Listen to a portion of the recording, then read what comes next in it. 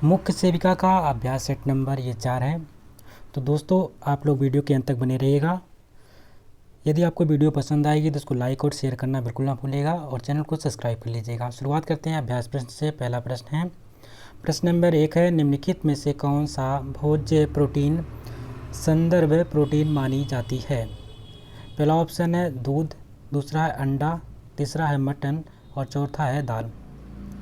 तो दोस्तों अगर प्रोटीन की बात किया जाता है तो इसका राइट आंसर हो जाएगा संदर्भ प्रोटीन की बात करता है। संपूर्ण प्रोटीन की अगर बात करता है तो आपका अंडा आ जाता है, यानी कि बी ऑप्शन बिल्कुल सही हो जाएगा। अंडे से जो प्राप्त प्रोटीन होता है संदर्भ प्रोटीन मानी जाती है, क्योंकि इसमें सभी आवश्यक अमीनो अम्ल जो होता है पर्याप्त मात्रा में उपस्थित रहते हैं।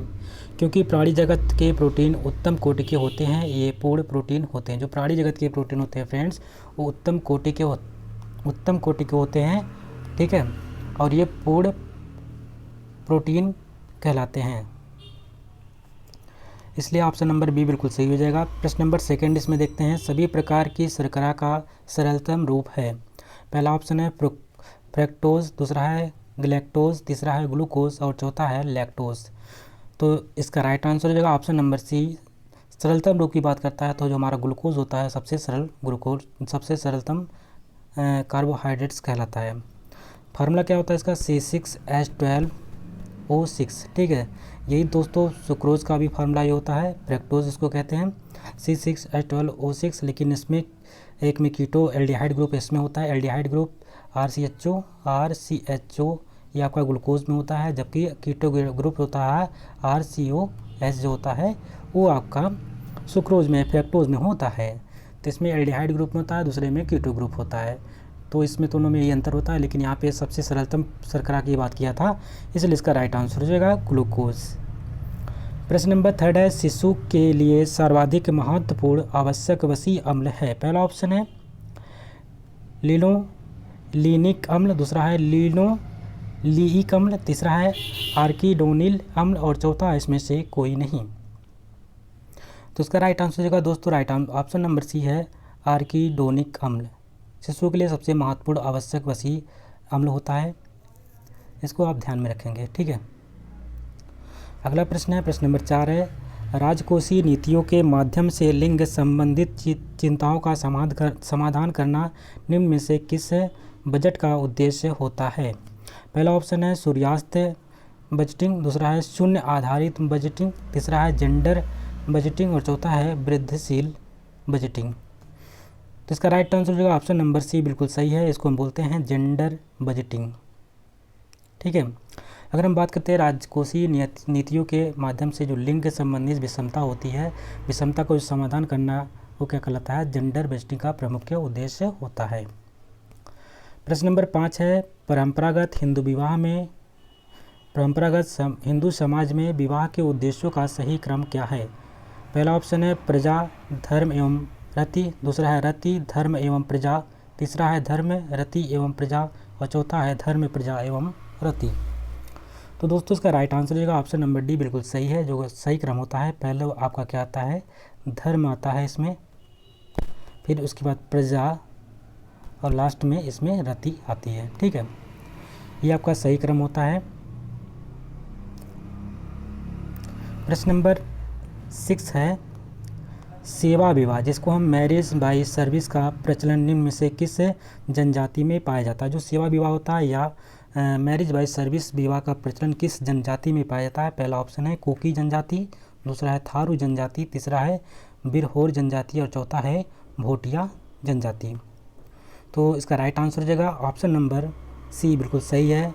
ये बिरहोर जो जनजाति हो दोस्तों, बिरहोर जनजाति में आप देखते हैं होंगे इसमें सेवा विवाह होता है। सेवा विवाह में भावी दूल्हा और दुल्हन के घर का सेवा करके वधू मूल्य चुकाने के बाद लड़की से विवाह करता है। यह विवाह गोंड, बिरहोर और तथा बैंगा जाति के विशेष रूप में पाया जाता है। ध्यान में रखेंगे, गोंड जनजाति, बिरहोर जनजाति तथा बैगा जो जनजाति हैं, इसमें विशेष रूप से विवाह देखने को मिलता है। क्या करता है, जो दूल्हा होता है, भावी होने वाला जो दूल्हा होता है दोस्तों, वो दुल्हन के घर पर जाके सेवा करके वधू मूल्य को चुकाने के बाद लड़के से विवाह करता है।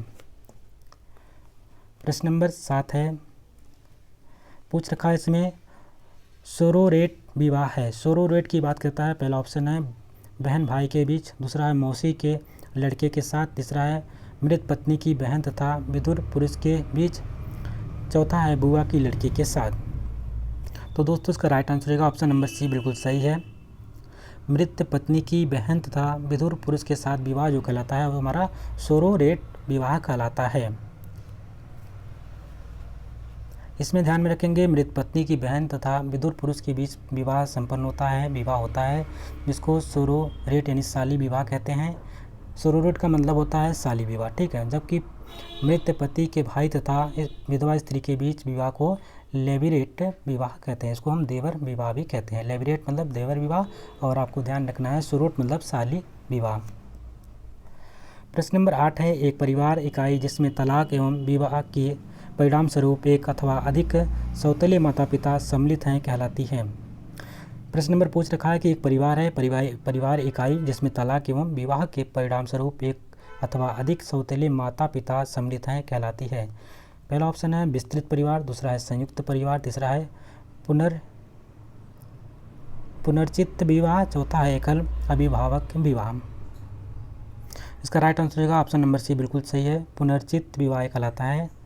अगर एक परिवार इकाई इसमें तलाक एवं विवाह के परिणाम स्वरूप अथवा अधिक सौतेले माता पिता सम्मिलित होते हैं तो उसको हम पुनर्चित विवाह कहते हैं। इस परिवार विकल्प को सौतेला परिवार भी कहा जाता है। प्रश्न नंबर 9 है, निम्नलिखित में से किसने भारत में नातेदारी व्यवस्था के क्षेत्र में पर्याप्त योगदान किया। ध्यान में रखेंगे नातेदारी व्यवस्था के क्षेत्र में पर्याप्त योगदान किसने किया था। ऑप्शन आपके इस प्रकार से हैं, मार्गन, दूसरा है इरावती कर्वे, तीसरा है IP देसाई और चौथा है SC दुबे। तो इसका राइट आंसर हो जाएगा फ्रेंड्स ऑप्शन नंबर बी, बिल्कुल सही है, इरावती कर्वे। इरावती कर्वे ने भारत में नातेदारी व्यवस्था के क्षेत्र में पर्याप्त योगदान किया था। प्रश्न नंबर 10 है, संघर्षरत दंपत्ति को न्यायिक पृथकता अधिकतम कितनी अवधि के लिए होती है, यानी पृथक कितने समय के लिए किया जाता है। जो संघर्षरत दंपत्ति होते हैं उसमें जो न्यायिक पृथकता होती है, अलग करने की प्रवृत्ति होती है, अलग करने का जो समय होता है उसका अधिकतम समय कितने वर्ष का होता है। प्रश्न नंबर इसका पहला ऑप्शन है 7 वर्ष, दूसरा है 3 वर्ष, तीसरा ऑप्शन है 2 वर्ष और चौथा ऑप्शन है 5 वर्ष। तो इसका राइट आंसर हो जाएगा ऑप्शन नंबर 2 वर्ष बिल्कुल सही है, यानी कि ऑप्शन नंबर सी बिल्कुल सही है। संघर्षरत दंपत्ति को न्यायिक पृथकता की बात करते हैं तो अधिकतम 2 वर्ष की अवधि के लिए प्रदान की जाती है। हिंदू विवाह अधिनियम 1995 की धारा 10 के अधीन न्यायिक पृथक्करण का उपबंध किया गया है। ध्यान में रखेंगे जो हिंदू विवाह अधिनियम 1995 की है, ठीक है, इसमें पृथक्करण विधि अधिनियम का धारा 10 के अंतर्गत आती है। धारा 10 के अंतर्गत आपकी न्यायिक पृथक्करण उपबंध की बात की गई है। प्रश्न नंबर 11 है, भारतीय श्रम संघ अधिनियम कब पारित हुआ। श्रम की बात करता है, जो श्रम संघ था उसका अधिनियम कब पारित हुआ था। पहला ऑप्शन है 1926 में, दूसरा 1929 में, तीसरा 1930 में और चौथा ऑप्शन है 1932 में। तो बिल्कुल सही हो जाएगा ऑप्शन नंबर ए, बिल्कुल सही आपका 1926। ध्यान में रखेंगे 1926 में भारतीय श्रम संघ अर्थ 1926 में पारित हुआ था। यह अधिनियम सिविल या आपराधिक कार्य के विरुद्ध कई मामलों में पंजीकृत श्रमिक संघों को संरक्षण प्रदान करता है। प्रश्न नंबर 12 है, एक समाज विशेष में प्रसव योग्य उम्र की महिलाओं द्वारा उत्पन्न जीवित जन्मे बच्चों की औसत संख्या को कहा जाता है। ध्यान में रखेंगे समाज में विशेष प्रसव योग्य उम्र की महिलाएं द्वारा उत्पन्न जीवित जन्मे बच्चों की औसत संख्या होती है, उसको क्या कहा जाता है। तो पहला ऑप्शन है रोगग्रस्तता दर, दूसरा है मृत्यु दर, तीसरा है प्रजननता दर और चौथा है जनन शक्ति दर। तो दोस्तों इसका राइट आंसर हो जाएगा ऑप्शन नंबर सी, बिल्कुल सही है, इसको हम बोलेंगे प्रजननता दर। प्रजननता दर ये कहलाता है आपका, ध्यान में रखेंगे एक समाज विशेष में अगर बात करते हैं तो 1000 प्रसव योग्य उम्र की महिलाओं का द्वारा उत्पन्न जीवित जन्मे बच्चों की औसत संख्या को हम प्रजनन दर कहते हैं। प्रश्न नंबर 13 है, जनसांख्यिकी संक्रमण सिद्धांत के अनुसार जनसंख्या वृद्धि कितने स्तरों से गुजरती है। तो पहला ऑप्शन है 2 स्तरों से, दूसरा है 4 स्तरों से, तीसरा है 3 स्तरों से और चौथा ऑप्शन है 5 स्तरों से। तो इसका राइट आंसर होगा ऑप्शन नंबर डी, बिल्कुल सही है दोस्तों। जो जनसांख्यिकी संक्रमण सिद्धांत होता है वो 5 स्तरों से होकर के गुजरती है। जो जनसंख्या वृद्धि होती है वो 5 स्तरों से होकर गुजरती है, इसको ध्यान में रखेंगे। ये जो स्तर होते हैं इस प्रकार से होता है। पहला स्तर की बात करते हैं, इसमें उच्च प्रजननता आती है, दूसरा उच्च मृत्यु दर, मृत्यु की संख्या, निम्न मृत्यु संख्या, निम्न प्रजननता, इसके बाद वाला पिछड़ जाता है। ठीक है, ये सब आपका इसके अंतर्गत आते हैं। प्रश्न नंबर अगला है, प्रश्न नंबर 14 है, राष्ट्रीय ग्रामीण स्वास्थ्य मिशन NRSM वर्ष 2005 में भारत के अधिनियमित किया गया था, जिसका मुख्य लक्ष्य है। पहला ऑप्शन है शिशु मृत्यु दर तथा मातृ मृत्यु दर घटाना, दूसरा है वृद्ध महिलाओं के स्वास्थ्य में सुधार लाना, तीसरा है स्कूली छात्रों के लिए सफाई सुविधाएं उपलब्ध कराना, चौथा ऑप्शन है निर्धन परिवार की महिलाओं की पोषण संबंधित आवश्यकताओं को पूरा करना। तो इसका राइट आंसर हो जाएगा ऑप्शन नंबर ए, बिल्कुल सही है। राष्ट्रीय ग्रामीण स्वास्थ्य मिशन जो होता है आपका दोस्तों, उसका नाम है NRHM। वर्ष 2005 में ये अधिनियम पारित किया गया था, जिसका मुख्य उद्देश्य था शिशु मृत्यु दर और मातृ मृत्यु दर को घटाना। प्रश्न नंबर नेक्स्ट है, कथन ए, आरक्षण की नीति दूसरे वर्ग से अभिजात्य वर्ग को जन्म देती है। आरक्षण की नीति है पिछड़े वर्ग में से अभिजात्य को जन्म देती है। तर्क आर है, आरक्षण के लाभों का उनके द्वारा अधिपत्य किया गया है। तो इसमें पहला ऑप्शन पूछ रखा है दोनों, यानी कि ए तथा आर सही हैं तथा आर ए की सही व्याख्या है। दूसरा है दोनों ए तथा आर सही हैं परंतु आर एक की सही व्याख्या नहीं है। तीसरा है ए सही है परंतु आर गलत है, और चौथा ऑप्शन है ए गलत है परंतु आर सही है। तो दोस्तों इसका राइट आंसर हो जाएगा ऑप्शन नंबर ए, बिल्कुल सही है। दोनों सही हैं बिल्कुल, और आर जो है एक ही सही व्याख्या करता है। प्रश्न नंबर 16 है, वर्ष 2011 की भारत की जनगणना के लिए निम्नलिखित में से कौन सा आदर्श वाक्य था। 2011 की जनगणना की पूछ रहा है, उसका जो आदर्श वाक्य क्या था उसके बारे में। पहला ऑप्शन है our future our country, second है आवर कंट्री आवर सेशंस, तीसरा है people of Indian our sessions, चौथा है आवर सेशंस आवर फ्यूचर। तो दोस्तों इसका राइट आंसर हो जाएगा ऑप्शन नंबर आपका डी, बिल्कुल सही है। इसका है आवर सेंसेस आवर फ्यूचर। ठीक है, 2011 की जो जनगणना का मुख्य आदर्श वाक्य था वो था आवर सेंसेस आवर फ्यूचर। प्रश्न नंबर 17 है, विश्व जनसंख्या दिवस कब मनाया जाता है। इंपॉर्टेंट क्वेश्चन है। पहला ऑप्शन है 10 जुलाई को, दूसरा है 11 जुलाई को, तीसरा है 29 जुलाई को और चौथा ऑप्शन है 24 जुलाई को। तो दोस्तों इसका आपको सभी लोग को ये प्रश्न पता है। इसका राइट आंसर हो जाएगा ऑप्शन नंबर बी, बिल्कुल सही है, 11 जुलाई को। प्रत्येक वर्ष 11 जुलाई को विश्व जनसंख्या दिवस मनाया जाता है। वर्ष 2022 के जनसंख्या दिवस की जो थीम है 8 बिलियन की दुनिया। ठीक है, ध्यान में रखेंगे जो 2022 की जनसंख्या की जो थीम है वो है 8 बिलियन की जनसंख्या। 8 बिलियन की जनसंख्या ये हमारी 2022 की थीम है, या 8 बिलियन की दुनिया। सभी के लिए एक लचीले भविष्य की ओर अवसर का दोहन और सभी के लिए अधिकार और विकल्प सुनिश्चित करना, ये भी इसके अंतर्गत आएगा। प्रश्न नंबर 18 है, सती यानी कि जिसको बोलते हैं सती। ठीक है, इंग्लिश में भी सती लिखा है। सती को डैश डैश अवैध घोषित किया गया। जो सती प्रथा होता था दोस्तों उसको कब अवैध घोषित किया गया था। पहला ऑप्शन है 1829 को, दूसरा 1832 को, तीसरा 1843 को और चौथा है 1850 को। तो ध्यान में रखेंगे, आपका राइट आंसर हो जाएगा ऑप्शन नंबर ए, बिल्कुल सही है। 1829 को जो सती प्रथा था उसको अवैध घोषित कर दिया गया था। प्रश्न नंबर 19 है, निम्नलिखित में से कौन सा पूर्ण गरीबी से संबंधित नहीं है। पहला ऑप्शन है गरीबी रेखा, दूसरा है डेप्रीवेशन इंडेक्स, तीसरा है जीवन की मूल आवश्यकताएं, चौथा है मटेरियल डेप्रीवेशन। तो इसका राइट आंसर हो जाएगा ऑप्शन नंबर बी, बिल्कुल सही है, डेप्रीवेशन इंडेक्स। ये दोस्तों क्या है कि पूर्ण गरीबी से संबंधित नहीं होता है, जबकि यहाँ पे गरीबी रेखा, जीवन की मूल आवश्यकताएँ, मटेरियल डिप्रीवेशन, कहीं ना कहीं ये सब गरीबी से संबंधित होती हैं।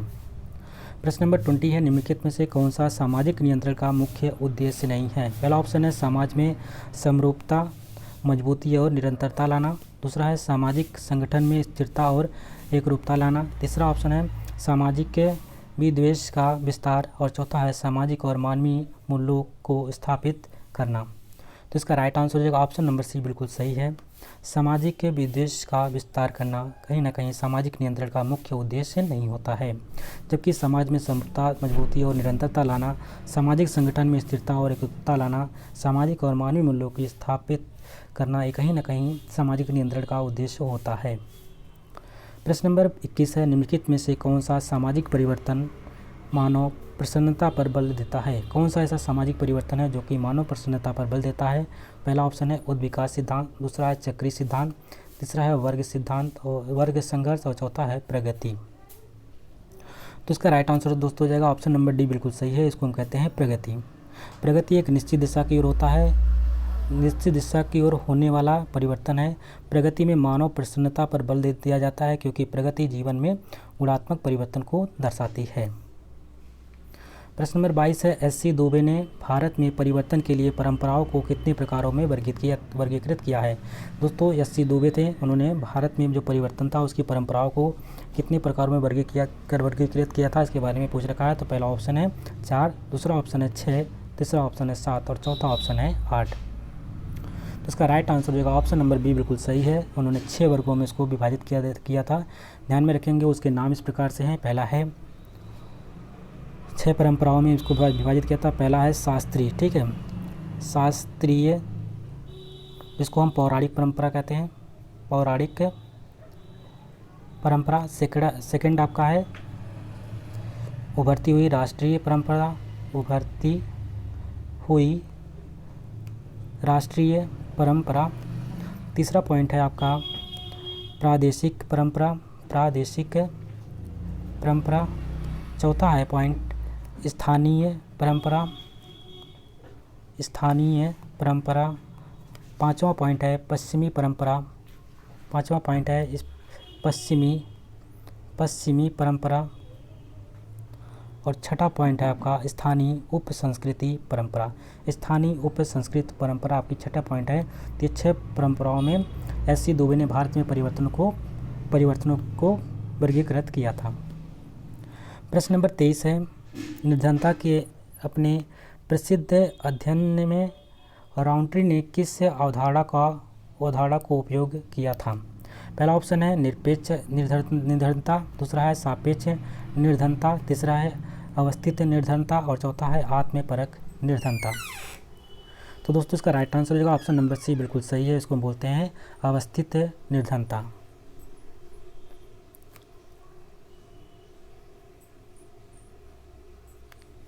प्रश्न नंबर 24 है, निम्नलिखित में से कौन सा एक मादक द्रव्य व्यसन का प्रभाव नहीं है? पहला ऑप्शन है अपराध में वृद्धि, दूसरा है स्वास्थ्य पर बुरा प्रभाव, तीसरा है पारिवारिक विघटन को प्रोत्साहित, चौथा है शिक्षा का विकास। पूछ रखा है कि कौन सा मादक द्रव्य व्यसन का प्रभाव नहीं है। तो दोस्तों इसका राइट आंसर हो जाएगा ऑप्शन नंबर डी, बिल्कुल सही है। शिक्षा का विकास कहीं ना कहीं आपका मादक द्रव्य व्यसन का प्रभाव शिक्षा के विकास पर नहीं पड़ता है। ज्ञान ही वह शाखा है जो शिक्षा के प्रशासन तथा प्रक्रियाओं का वैज्ञानिक रूप से अध्ययन करती है। शैक्षिक समाजशास्त्र के नाम से जानी जाती है। इसमें समाज का अध्ययन शिक्षा की दृष्टि से किया जाता है। प्रश्न नंबर 25 है, सामाजिक परिवर्तन के निम्नलिखित विश्लेषकों में से किसने किरायाजीवी और सट्टेबाज पदों का प्रयोग किया है? पहला ऑप्शन है जी वेबलेन, दूसरा है कार्ल मार्क्स, तीसरा है बी पेरेटो और चौथा है ए.जे. टायनबी। तो इसका राइट आंसर का ऑप्शन नंबर सी, बिल्कुल सही है दोस्तों। बी पेरेटो ने सामाजिक परिवर्तन के निम्नलिखित जो विश्लेषक थे उन्होंने किरायाजीवी या और सट्टेबाज पदों का भी प्रयोग किया है। इटली के निवासी थे, इनका पूरा नाम था विल्फ्रेडो पेरेटो। मूल रूप से एक इंजीनियर थे जो बाद में अर्थशास्त्री और समाजशास्त्री बन गए। उन्होंने सामाजिक परिवर्तन के लिए किरायाजीवी और सट्टेबाज पदों का प्रयोग किया था। सट्टेबाज वर्ग के लोगों की आय अनिश्चित होती है, कभी कम कभी ज़्यादा। इस वर्ग के लोग अपनी बुद्धि के द्वारा धन कमाते हैं। इसके विपरीत किराएजीवी वर्ग का जो आय होता है निश्चित होता है। प्रश्न नंबर 26 है, दहेज प्रथा के क्या प्रभाव हो सकते हैं। पहला ऑप्शन है लैंगिक भेदभाव, दूसरा है लड़कियों का अविवाहित रह जाना, तीसरा है महिलाओं के विरुद्ध अपराध और चौथा है उपर्युक्त सभी। तो दोस्तों आप देख सकते हैं दहेज प्रथा से ये सभी जो चीज़ें यहाँ पे दे रखी हैं बिल्कुल सही हैं। ऑप्शन नंबर डी बिल्कुल सही इसके लिए हो जाता है, क्योंकि आप देख पा रहे होंगे दहेज प्रथा से कहीं ना कहीं लैंगिक भेद उत्पन्न होता है, लड़के लड़कियों में भेद उत्पन्न होता है। लड़कियाँ कुछ अविवाहित भी रह जाती है, इसके पास आर्थिक मदद नहीं होती है, कहीं ना कहीं वो अविवाहित भी रह जाती हैं। महिलाओं के विरुद्ध अपराध भी इससे उभरता है, जन्म लेता है। तो ये सभी यहाँ पे सभी प्रभाव दहेज प्रथा के हो सकते हैं। प्रश्न नंबर नेक्स्ट है, सामाजिक नियंत्रण की यांत्रिकी के अंतर्गत निम्नलिखित में से किसका उल्लेख है टैलकाट पार्सन्स द्वारा नहीं किया गया। पहला ऑप्शन है सुरक्षादार यांत्रिक, दूसरा है सकारात्मक यांत्रिकी, तीसरा है नकारात्मक यांत्रिकी और चौथा है चिकित्सकीय यांत्रिक। तो इसका राइट आंसर हो जाएगा ऑप्शन नंबर ए बिल्कुल सही है, सुरक्षादार यांत्रिकी। सामाजिक नियंत्रण की यांत्रिकी के अंतर्गत टॉलकाट पार्सन्स ने सुरक्षादार यांत्रिकी का उल्लेख किया है, जबकि उन्होंने सकारात्मक यांत्रिकी, नकारात्मक यांत्रिकी एवं चिकित्सीय यांत्रिकी का उल्लेख किया है।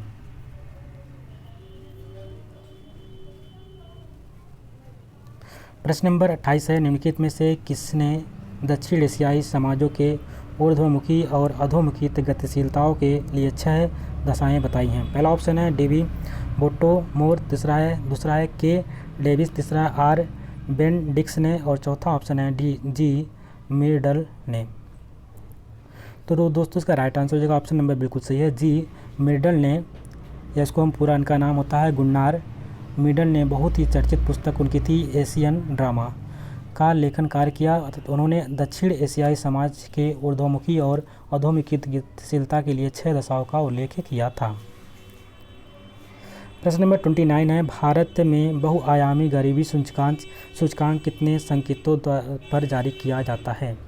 भारत में जो बहुआयामी गरीबी सूचकांक होता है कितने संकेतों पर जारी किया जाता है। पहला ऑप्शन है 6 संकेत, दूसरा है 12, तीसरा है 10 और चौथा है 8 संकेत। तो दोस्तों इसका राइट आंसर हो जाएगा ऑप्शन नंबर बी बिल्कुल सही है, 12 संकेतों पर। भारत में जो बहुआयामी गरीबी सूचकांक होता है वो 12 संकेतों के आधार पर नीति आयोग द्वारा जारी किया जाता है। दोस्तों पहले आपका जो नीति आयोग था उसका पहले नाम था आज योजना आयोग, और उसका नाम 2015 में 1 जनवरी 2015 को बदल करके ये नीति आयोग रख दिया गया। इसके जो अध्यक्ष होते हैं वो प्रधानमंत्री हैं और जो उपाध्यक्ष है सुमन बेरी हैं। ठीक है, सुमन बेरी प्रेजेंट टाइम में उपाध्यक्ष हैं नीति आयोग के। तो इसमें जो भारत की जो गरीबी सूचकांक होता है उसके संकेत होते हैं 12 होते हैं, आपको ध्यान में रखना है। और ये जो 3 अध्यायों इसका आयाम जो होता है नीति आयोग द्वारा इसको जारी किया जाता है, या 3 आयाम जिसमें स्वास्थ्य आता है, शिक्षा और जीवन की स्तर, जीवन प्रतिष्ठा कह सकते हैं इसको, के 12 संकेत होते हैं। इसमें पोषण है, स्कूली शिक्षा होती है, स्कूल में नामांकन है, पेयजल, स्वच्छता है, आवास है, बैंक खाते आदि के आधार पर ये सब जारी किया जाता है। प्रश्न नंबर 30 है, सामाजिक परिवर्तन के मुख्य रूप से समाज के किस पक्ष को प्रभावित करता है। जो सामाजिक परिवर्तन होता है दोस्तों मुख्य रूप से समाज के किस पक्ष को प्रभावित करता है। पहला ऑप्शन है समूह के व्यवहार को, दूसरा है सामाजिक संरचना को, तीसरा है सांस्कृतिक विशेषताओं को, चौथा इसमें से तीनों पक्षों को। तो दोस्तों डी इसका बिल्कुल राइट आंसर है, ऑप्शन नंबर डी बिल्कुल सही है। जो सामाजिक परिवर्तन होता है मुख्य रूप से समाज को, समूह के व्यवहार को भी प्रभावित करता है, सामाजिक संरचना को भी प्रभावित करता है और सांस्कृतिक विशेषताओं को भी प्रभावित करता है। प्रश्न नंबर 31 है, दहेज निरोध अधिनियम किस सन लागू हुआ था। पहला ऑप्शन है 1994, दूसरा है 1982, तीसरा 1970 और चौथा है 1961। अगर हम बात करते हैं दहेज प्रथा की तो इसकी जो अधिनियम लागू हुआ था वो हुआ था 1961 में। ऑप्शन नंबर डी बिल्कुल सही है, 1961 में दहेज प्रथा एक सामाजिक समस्या है, उसको उस समय एक नियम पारित किया था। पारित किया गया था दहेज निरोधक अधिनियम। प्रश्न नंबर 32 है, एक जाति प्रबल तब बनती है जब वह अन्यों पर प्रधानता प्राप्त करे संख्या के साथ साथ। एक जाति जो होती है दोस्तों प्रबल तब बनती है जब वह अन्य लोगों पर प्रधानता प्राप्त करता है कितनी संख्या के साथ। ठीक है, पहला है सामाजिक एवं धार्मिक शक्ति में, दूसरा आर्थिक एवं राजनीतिक शक्ति में, तीसरा धार्मिक एवं आर्थिक शक्ति में, चौथा है राजनीतिक एवं सामाजिक शक्ति में। तो दोस्तों इसका राइट आंसर हो जाएगा ऑप्शन नंबर बी, बिल्कुल सही है। आर्थिक एवं राजनीतिक शक्ति में एक जाति प्रबल तभी बनती है जब वह आर्थिक और राजनीतिक क्षेत्र में प्रधानता प्राप्त करे अधिक बल संख्या के साथ। प्रश्न नंबर 33 है, संयुक्त परिवार के दोष निम्नलिखित में से कौन सही हैं। पहला ऑप्शन है व्यक्तिगत आर्थिक निर्भरता की कमी एवं आलसी व्यक्तियों की वृद्धि, दूसरा है निर्धनता सामान्य तथा बच्चों के व्यक्तित्व विकास में बाधक एवं गंदी आदतों का विकास, तीसरा ऑप्शन है द्वेष एवं तनाव का केंद्र एवं गोपनीय स्थानों का अभाव या इसमें से सभी। तो 33 का राइट आंसर हो जाएगा ऑप्शन नंबर डी, बिल्कुल सही है दोस्तों, इसमें से सभी ऑप्शन सही हैं। जो संयुक्त परिवार के दोष होते हैं इसमें क्या होता है, आर्थिक निर्भरता की जो कमी होती है और इसमें आलसी व्यक्तियों की वृद्धि हो जाती है, निर्धनता सामान्यतः बच्चों के व्यक्तित्व विकास में बाधक एवं गंदी आदतों का विकास हो जाता है, देश एवं तनाव का केंद्र इसमें बना रहता है और गोपनीय स्थानों की इसमें कमी या अभाव पाया जाता है। प्रश्न नंबर 34 है, पीछे चला गया। भारतीय परिवार में विवाह विच्छेद का प्रमुख कारण है। भारतीय विवाह में जो विच्छेद हो जाता है, अलग अलग लोग हो जाते हैं, उसके प्रमुख कारण क्या हो सकते हैं। तो पहला है विवाह विच्छेद के कानूनों का सरल होना, दूसरा है पढ़ी लिखी शिक्षित पत्नी होना, तीसरा है स्त्रियों का कामकाजी होना और चौथा एक दूसरे की कमियों को सार्वजनिक करना। ये आपका मुख्य कारण हो सकता है। दोस्तों उसका राइट आंसर जो ऑप्शन नंबर डी बिल्कुल सही है। इसमें क्या होता है, एक दूसरे की कमियों को सार्वजनिक करना कहीं ना कहीं विवाह विच्छेद का प्रमुख कारण होता है। अगर हम बात करते हैं भारतीय परिवार में विवाह विच्छेद का जो प्रमुख कारण होता है वो एक दूसरे की कमियों को सार्वजनिक करना। मानव समाज का इतिहास परिवार का इतिहास है, क्योंकि मानव जीवन के प्रारंभ से ही परिवार का अस्तित्व है। परिवार मानव समाज का एक अत्यंत महत्वपूर्ण समूह समिति एवं संस्था है। विश्व के सभी समाजों में परिवार एक महत्वपूर्ण सामाजिक संस्था है। प्रश्न नंबर 35 है, परिवार के निम्नलिखित कार्य होते हैं। पहला ऑप्शन है सुरक्षात्मक कार्य, दूसरा है भावनात्मक एवं आर्थिक कार्य, तीसरा है सामाजिक और शैक्षिक कार्य और चौथा है सभी विकल्प सही हैं। तो दोस्तों इसका राइट आंसर हो जाएगा ऑप्शन नंबर डी, बिल्कुल सही है, यानी कि ऑप्शन नंबर डी सभी विकल्प यहाँ पे सही हैं। परिवार का निम्नलिखित कार्य होता है सुरक्षा प्रदान करना, भावनात्मक एवं आर्थिक कार्य भी इसके अंतर्गत आता है, सामाजिक और शैक्षिक कार्य इसके अंतर्गत आता है। परिवार की बात करते हैं तो परिवार में ही रहकर व्यक्ति को सुरक्षा मिलती है, परिवार के द्वारा ही उनके नाम मिलता है, परिवार में ही रहकर वह अपनी संस्कृति और रीति रिवाज सीखता है, परिवार में ही रहकर व्यक्ति में भावनात्मकता आती है या परिवार के लोगों में लगाव सीखना। परिवार में रहकर व्यक्ति अपनी आवश्यकताओं को पूरा करने के लिए आर्थिक कार्य करता है। परिवार में रहकर व्यक्ति अपने समाज के बारे में उनकी मान्यताओं के बारे में सीखता है। परिवार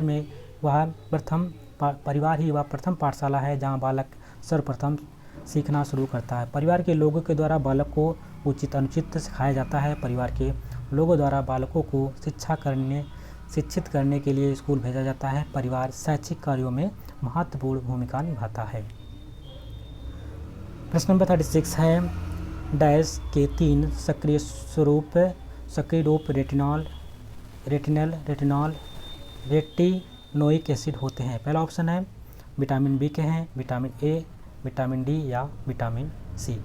तो दोस्तों आपको पता है रेटिनॉल इसका रासायनिक नाम है विटामिन ए का, इसलिए आप रेटिनॉल पढ़िए, रेटिनल या रेटिनोइक, ये सब क्या है दोस्तों विटामिन ए के। ऑप्शन नंबर बी बिल्कुल सही है, विटामिन ए के स्वरूप होते हैं, तीनों ही सक्रिय रूप होते हैं। और दोस्तों अगर सबसे बात करते हैं तो जो विटामिन ए सबसे अधिक मात्रा में किसमें पाया जाता है, विटामिन ए सबसे अधिक मात्रा में गाजर में पाया जाता है। ध्यान में रखेंगे गाजर में सबसे अधिक मात्रा में विटामिन ए पाया जाता है। ये हमारे 2 ऐसे विटामिन होते हैं जो हमारे शरीर में नहीं बनते हैं, विटामिन ए और विटामिन सी। विटामिन ए हमारे यकृत में, हमारे लीवर में एक जो होता है स्टोर आता है, लेकिन ये बनता नहीं है, स्टोर होता है सिर्फ, ठीक है।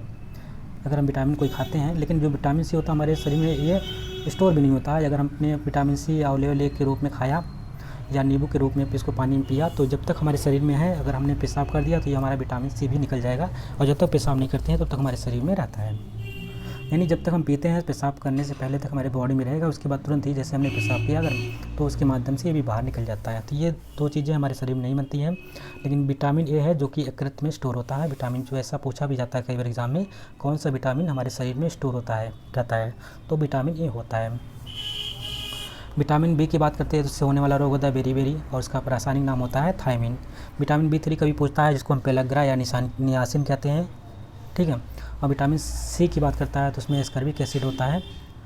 और विटामिन डी में आपको पता है कैल्सीफेरॉल है इसका रासायनिक नाम। और विटामिन डी की कमी से हड्डियों जो हमारी कमज़ोर हो जाती है, भंगुर हो जाती है। इसमें होने वाला रोग होता है ऑस्टियोमलेशिया और रिकेट्स। बच्चों में रिकेट्स हो जाता है और वयस्कों में ऑस्टियोमलेशिया नामक रोग हो जाता है।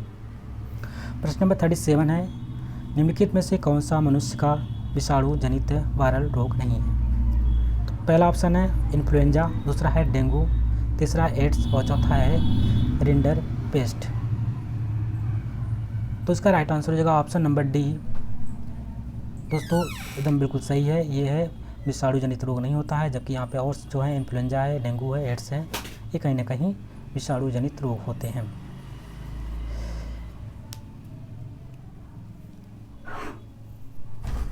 ये आपका होता है जो लास्ट वाला है रिंडर पेस्ट जो होता है फ्रेंड, ये पशुओं में होने वाला एक विषाणु जनित रोग होता है। लेकिन ये सब जो होते हैं सब मनुष्य में होते हैं, और ये क्या है पशुओं में होने वाला एक विषाणु जनित रोग होता है।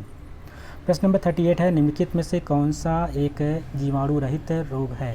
पहला ऑप्शन है कंडमाला, जिसको हम बोलते हैं गलसूजा या हम उसको बोलते हैं घेंगा रोग, दूसरा है खसरा, तीसरा है छोटी माता और चौथा है डिप्थीरिया।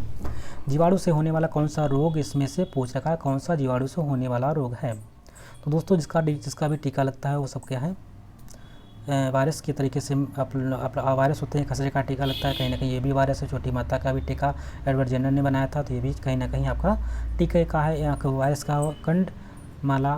तो इसका राइट आंसर हो जाएगा ऑप्शन नंबर डी, बिल्कुल सही है। इसको हम बोलते हैं डिप्थीरिया। डिप्थीरिया क्या है? जो कि एक जीवाणु एक कोश की प्रोकैरियोटिक सूक्ष्मदर्शी जीव है जो प्रायः सर्वत्र पाए जाते हैं। कुछ जीवाणु लाभदायक होते हैं और कुछ जीवाणु अनेक प्रकार से रोग उत्पन्न करते हैं। तो डिप्थीरिया आपको यहाँ पे ध्यान में रखना है, जीवाणु जनित रोग होता है। अगर हम कुछ रोग की बात करते हैं, जैसे कि अपना टिटनेस है, उसका जो जीवाणु का नाम होता है उसका नाम होता है क्लास्ट्रीडियम टेटेनी, ठीक है। क्लास्ट्रीडियम टेटेनी जो टिटनेस के जीवाणु का नाम है। हैजा का जो जीवाणु है उसको बोलते हैं विब्रियो कैलेरी, ठीक है। हैजा से होने वाला जो हैजा में जब कोई बीमारी होती है, हैजा वाली बीमारी होती है, तो उसमें जो जीवाणु होता है उसका नाम होता है विब्रियो कैलेरी। तीसरा डिप्थीरिया में होता है जो डिप्थीरिया पे दे रखा है जो जीवाणु है उसका नाम है कोरिने बैक्टीरियम डिप्थीरी, ठीक है। कोरिने बैक्टीरियम डिप्थीरी। और चौथा आपका टाइफाइड की बात करते हैं, ये भी जीवाणु से होने वाला रोग होता है। इसका जो जीवाणु आँख होता है उसका नाम होता है साल्मोनेला टाइफी इसको बोलते हैं, साल्मोनेला टाइफी कहते हैं इसको। ये सब आपको ध्यान में रखना है। जबकि हमारा जो खसरा है पैराक्समो वायरस के संक्रमण से तथा छोटी चेचक जो होता है उसको बोलते हैं वेरिसेला जोस्टर नामक वायरस से होने वाले रोग होते हैं। प्रश्न नंबर 39 है, प्रगति का अर्थ है। प्रगति का अर्थ क्या होता है? पहला ऑप्शन है किसी दिशा में परिवर्तन, दूसरा है पश्चिमीकरण, तीसरा है एक निश्चित वांछनीय दिशा में परिवर्तन, चौथा है आधुनिकीकरण। तो दोस्तों इसका राइट आंसर हो जाएगा ऑप्शन नंबर सी, बिल्कुल सही है। एक निश्चित वांछनीय दिशा में परिवर्तन हमारा क्या कहलाता है? प्रगति कहलाता है। मान्य एवं वांछित लक्ष्य अथवा उद्देश्य की ओर बढ़ने की प्रक्रिया को प्रगति कहते हैं।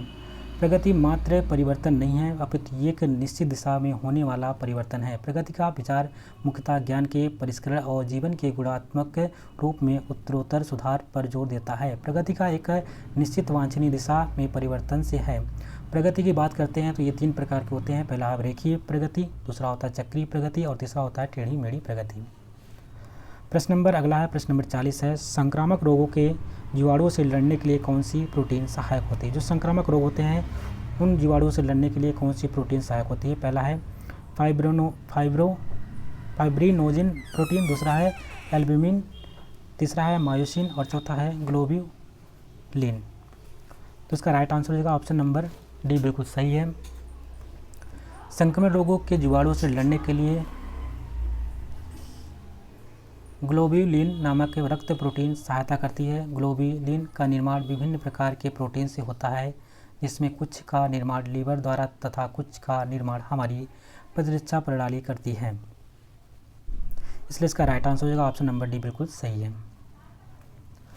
प्रश्न नंबर नेक्स्ट है, प्रश्न नंबर अगला है, काली खांसी को इस नाम से भी जाना जाता है। पहला ऑप्शन है परट्यूटिस, दूसरा है डिप्थीरिया, तीसरा है रूबेला और चौथा है मम्स। तो दोस्तों इसका राइट आंसर हो जाएगा ऑप्शन नंबर ए, बिल्कुल सही है। जो काली खांसी होता है उसको हम परट्यूसिस के नाम से भी जानते हैं। किस नाम से जानते हैं? परट्यूसिस के नाम से भी जानते हैं, ध्यान में रखेंगे। इसको हम कुकुर खांसी भी कहते हैं, आपको पता है। इसका जो समय काल होता है वो 10 दिनों का होता है और इसकी कोई व्यक्ति जो इसका अगर हम डोज एक ही डोज लेते हैं, उसकी जो दवा होती है उसका नाम भी जान लीजिए। उसको बोलते हैं बोर्डटेला परट्यूसिस। अरे जो इसका जो जीवाणु होता है उसका नाम होता है बोर्डटेला परट्यूसिस, नामक बैक्टीरिया से होता है। और ये हमारे किस भाग को प्रभावित करता है? तो हमारे फेफड़ा होता है और वायु मार्ग को एक अत्यधिक बैक्टीरिया द्वारा संक्रमण करता है। प्रश्न नंबर 42 है, प्रसव के तीसरे चरण में तेज नाड़ी दर के साथ बहता हुआ खून और बड़ा और दलदली गर्भाशय डैश के संकेत हैं। दोस्तों को जो पता है, जो प्रसव का चरण होता है 3 चरण होते हैं। पहला चरण आपका जो गर्भग्रीवा होती है उसका फैलना, आपके गर्भग्रीवा का आपका सिकुड़ जाना, दूसरा है गर्भग्रीवा का जो होता है बढ़ जाना, फैल जाना, और तीसरे में बच्चे का प्रसव होना। ये तीन आपके प्रसव के 3 चरण माने जाते हैं। और उसमें पूछ रहा है कि जो तीसरा चरण होता है उसमें तेज नाड़ी के साथ बहता हुआ खून और बढ़ा हुआ दलदली गर्भाशय किसका संकेत करता है? तो पहला ऑप्शन दे रखा है प्रतिधारिता गर्भनाल का, दूसरा है प्रसवोत्तर रक्तस्राव का, तीसरा है चिपका हुआ नाल का और चौथा है गर्भाशय का टूटना। तो दोस्तों इसका राइट आंसर होगा ऑप्शन नंबर डी, बिल्कुल सही है, गर्भाशय का टूटना। प्रसव के तीसरे चरण में तेज नाड़ी दर के साथ बहता हुआ खून और बड़ा हुआ दलदली गर्भाशय के टूटने के संकेत हैं, यानी कि रैप्चर होने के संकेत होते हैं यूटेरस का। प्रश्न नंबर 43 है, गर्भावस्था के प्रकार का नाम बताइए जिसमें भ्रूण का प्रत्यारोपण फैलोपियन ट्यूब में होता है तथा ट्यूब के तीव्र फैलाव के साथ दर्द पैदा होता है। पहला ऑप्शन है एक्टोपिन गर्भावस्था, दूसरा है मल्टीपल गर्भावस्था, तीसरा स्टिल बर्थ और चौथा है मोलर गर्भावस्था। तो दोस्तों इसका राइट आंसर हो जाएगा ऑप्शन नंबर ए, बिल्कुल सही है। इसको हम बोलते हैं एक्टोपिक गर्भावस्था। एक्टोपिक गर्भावस्था इसको कहते हैं, एक्टोपिक गर्भावस्था, या इसको हम बोलेंगे अपस्थानिक गर्भावस्था। गर्भावस्था का वह प्रकार है जिसमें भ्रूण को फैलोपियन ट्यूब में प्रत्यारोपित किया जाता है और ट्यूब के तीव्र फैलाव के साथ दर्द पैदा करता है। ऐसी गर्भावस्था में शुक्राणु द्वारा निषेचन होने के बाद युग्मनज वहीं पर प्रत्यारोपित होने लगता है। गर्भाशय में प्रत्यारोपण न होने के कारण ये फैलोपियन ट्यूब में ही प्रत्यारोपित होता है, जिसके कारण आसपास के अंगों को नुकसान पहुंचाता है और इसके कारण होने वाला खून के रिसाव से जान भी जा सकती है, ध्यान में रखेंगे। प्रश्न नंबर 44 है, भ्रूण परिसंचरण का भाग जो जन्म के पश्चात फोसा ओवेल्स बन जाता है। ध्यान रखेंगे, जन्म के पश्चात क्या बन जाता है? फोसा ओवेल्स बन जाता है। पहला ऑप्शन है नाभि धमनी, दूसरा है डक्टस धमनी, तीसरा है अंडकार रंध्र और चौथा है नाभि सिरा।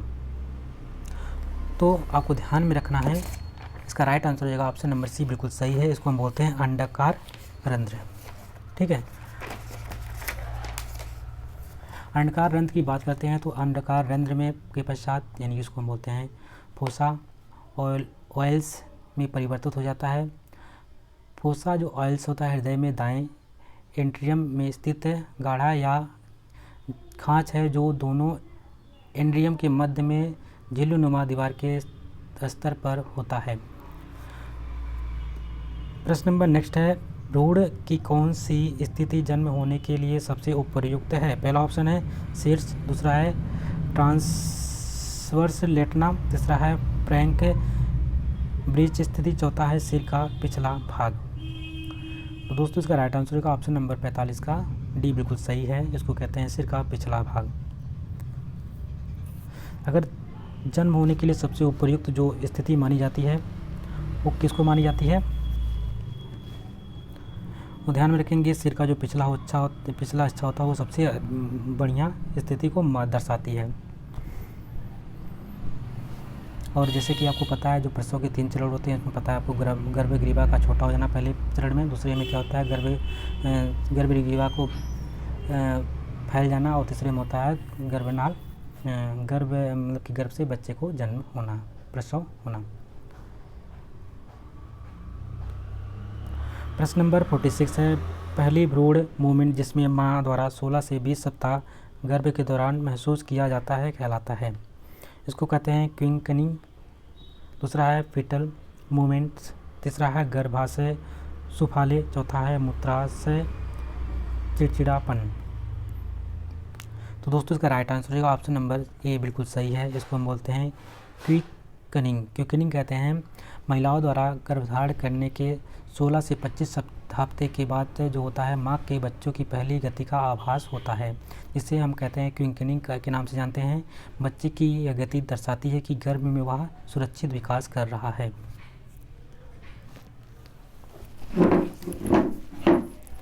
प्रश्न नंबर नेक्स्ट है, अगला प्रश्न देखते हैं हम लोग। क्वेश्चन नंबर 47 है, HIV के ऊर्ध्वाधर संचरण के लिए जोखिम अधिक होता है। HIV के जो ऊर्ध्वाधर संचरण होता है उसके लिए जोखिम अधिक होता है। पहला ऑप्शन है पूर्वकाल अवधि, दूसरा है इंट्रानेट अवधि, तीसरा है प्रसव उपरांत अवधि और चौथा स्तनपान। तो दोस्तों इसका राइट आंसर हो जाएगा ऑप्शन नंबर बी बिल्कुल सही है। इसको हम बोलते हैं इंट्रानेट अवधि। क्या बोलते हैं? इंट्रानेट अवधि के नाम से इसको जानते हैं। और जो HIV का जो HIV जो होता है फ्रेंड्स, इसको ध्यान में रखेंगे। जो एड्स का ये एड्स का आपका वायरस होता है इसको हम HIV के नाम से जानते हैं, और इसका जो फुल फॉर्म होता है ह्यूमन इम्यूनो वायरस बोलते हैं। ठीक है, इससे जो कैसे कैसे फैलता है आपको ध्यान में रखना है। ये क्या है, गर्भाशय या जन्म के समय माँ द्वारा बच्चे को संक्रमण हो सकता है।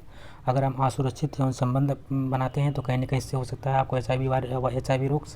तीसरा है संक्रमित खून अगर चढ़ाया जाता तब भी हो सकता है, या भी संक्रमित ना की गई इंजेक्शन से भी हो सकता है। अगर हम कोई इंजेक्शन भी संक्रमित नहीं करते हैं उससे भी अगर किसी को इंजेक्शन लगा देते हैं तो कहीं ना कहीं उससे भी हो सकता है। प्रश्न नंबर 48 है, मनोविश्लेषक सिद्धांत का प्रस्ताव किसने किया था? पहला ऑप्शन है सिगमंड फ्रॉयड ने, दूसरा है माइकल एच एरिक्सन ने, तीसरा है जीन पिएगेट ने और चौथा है अल्बर्ट बंडूरा।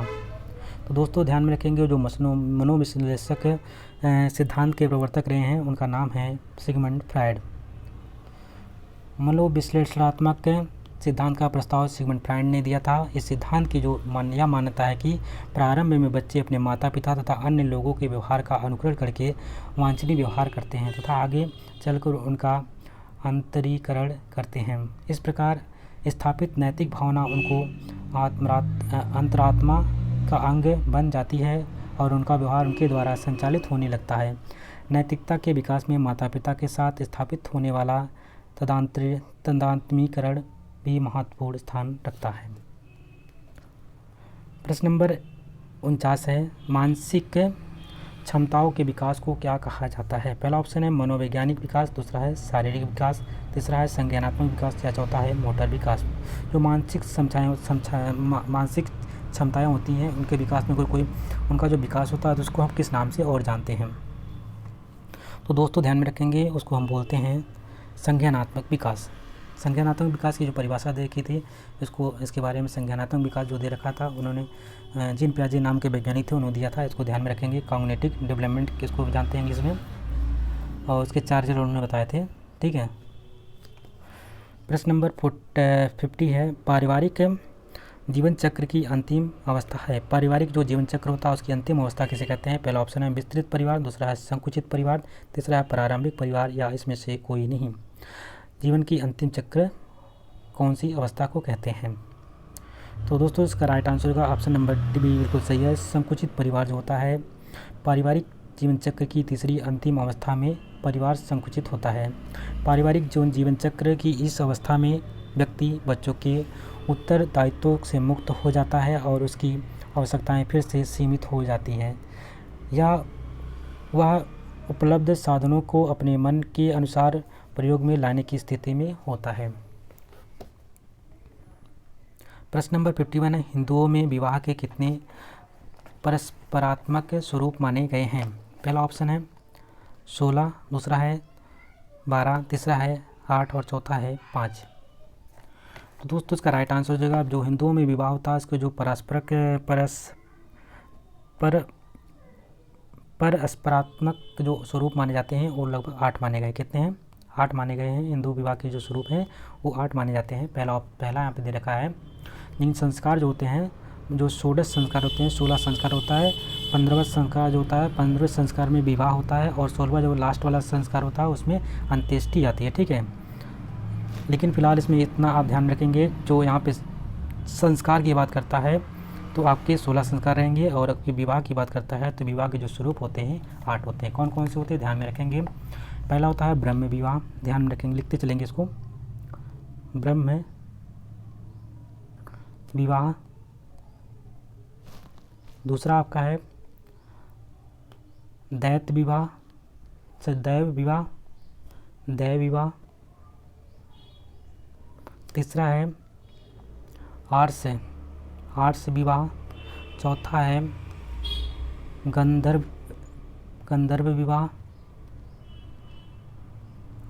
विवाह। उसके बाद आपको प्रजापात्य विवाह। नेक्स्ट आपका है असुर विवाह। उसके बाद आपका आएगा राक्षस विवाह। उसके बाद आपका लास्ट में आएगा पिशाच विवाह। ठीक है, पिशाच विवाह ध्यान में रखेंगे। पहला आपका ब्रह्म विवाह, दूसरा है दैव विवाह, तीसरा है अर्ष विवाह, चौथा है गंधर्व विवाह, पांचवा आपका है प्रजापात्य विवाह, छठा आपका है असुर विवाह, सातवां है राक्षस विवाह और लास्ट में आपका आएगा पिशाच विवाह। इस प्रकार से 8 विवाह के स्वरूप में हिंदू धर्म में माने जाते हैं। प्रश्न नंबर 52 है, निम्नलिखित में से कौन सा एक रोग है उसकी कारक जीव के बारे में सही नहीं है? कौन सा इसमें से एक रोग है लेकिन उसका जो कारक जीव है उसके बारे में ये चीज़ नहीं दे रखी है? तो एड्स किसकी वजह से हो जाता है? HIV वायरस की वजह से होता है। HIV, ये बिल्कुल सही है। दूसरा है मलेरिया प्लाज्मोडियम नाम के जीवाणु से होता है, ये भी बिल्कुल सही है। तीसरा है TB जो है माइकोबैक्टीरियम नामक होता है, ये भी बिल्कुल सही है। लेकिन हैजा जो है इन्फ्लुएंजा के कारण नहीं होता है, हैजे का आपका अलग दे रखा है। ठीक है, तो इसका राइट आंसर हो जाएगा ऑप्शन नंबर डी, बिल्कुल सही है।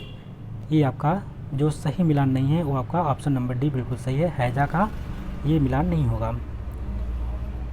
तो हैजा का क्या हो जाएगा? इसका जो नाम होता है दोस्तों उसको हम बोलते हैं विब्रियो कालेरी। इसका जो रोग होता है इसको बोलते हैं, लिख लीजिएगा, विब्रियो कालेरी। विब्रियो कालेरी इसको कहते हैं, जो हैजा का रोग भाग होता है उस बैक्टीरिया का नाम ही ये है। प्रश्न नंबर 53 है, 28 दिन के अंडा सही चक्र में अंडजनन कौन से दिन होता है? 28 दिन का जो अंडाशयी चक्र होता है फ्रेंड्स, उसमें जो अंडजनन होता है कौन से दिन में होता है? ध्यान में रखेंगे। पहला ऑप्शन है प्रथम दिन, दूसरा है 14वें दिन, तीसरा है 5वें दिन या चौथा है 28वें दिन। तो 28 दिन का जो हमारा MC का जो मासिक धर्म का जो चक्र होता है उसमें अंडजनन जो होता है कौन से वाले दिन में होता है? यानी कि जो प्रेगनेंसी मतलब किस समय अगर कोई लड़की संभोग करे तो उसको प्रेगनेंसी हो जाए। तो ध्यान में रखेंगे ये ऑप्शन नंबर बी बिल्कुल सही है। 14वें दिन में क्या होता है? स्त्रियों में अंडजनन जो होता है अंडाशय एवं गर्भाशय में विविध परिवर्तन की एक चक्रीय जन्म श्रृंखला होती है, श्रृंखला से संबंधित होती है, जिसे हम रजोधर्म या मासिक चक्र कहते हैं। जो पहला MC आता है उसको बोलते हैं रजोधर्म के नाम से जानते हैं। ठीक है, या उसको फिर आगे हम चल करके मासिक चक्र के नाम से जानते हैं। मस्तिष्क के हाइपोथैलेमस जो ग्रंथि होती है, पीयूष अर्थात पिट्यूटरी ग्रंथि तथा स्वयं अंडाशय द्वारा स्रावित हार्मोन्स इस चक्र को नियंत्रित करते हैं।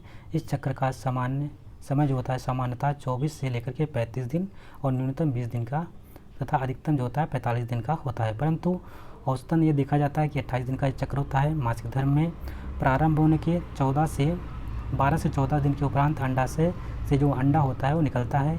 इस प्रक्रिया को ओव्यूलेशन कहते हैं, जो सामान्य रूप से 4 से 6 दिन तक चलता रहता है। तो ध्यान में रखेंगे ये 4 से 6 दिन तक या 2 दिन इसमें बना रहता है। अगर 14 दिन आता है तो 15 और 16 दिन इसमें रहेगा। अगर इस दौरान आपने संभव किया तो कहीं ना कहीं आप प्रेग्नेंट हो सकती हैं। तो ये आपका जो MC का आता है, MC के 14वें या 15 दिन में स्टार्ट हो जाता है। जो दोनों गर्भाशय रहता है वहाँ से आपका अंडा निकलता है, आकर के जो थैली रहती है उस थैली में अंडवाहिनी में आती है। अगर वहाँ से अगर शुक्राणु मिलता है, इसे निषेचन करता है, फिर जाकर के फिर वो गर्भाशय में, अगर वो निषेचित हो गया फिर गर्भाशय में जाकर के एकत्रित हो जाता है। तो इस प्रकार से इसको 28 दिन के अंडाशय चक्र की जो अंडजनन की विधि होती है, दिन होता है, वो 14 दिन का होता है। प्रश्न नंबर 54 है, बालकों को यौन शिक्षा देना क्यों आवश्यक है? पहला ऑप्शन है, यह एक जिज्ञासा है जिसे शांत न करने पर उनके सर्वांगीण विकास में अनेकों बाधा आ सकती है।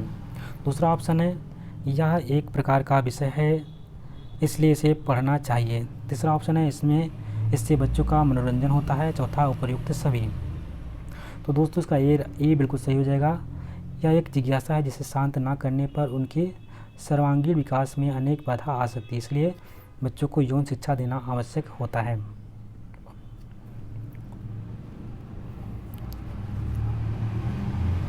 प्रश्न नंबर 55 है, बालकों में किस अवस्था में ईर्ष्या भाव उत्पन्न होता है?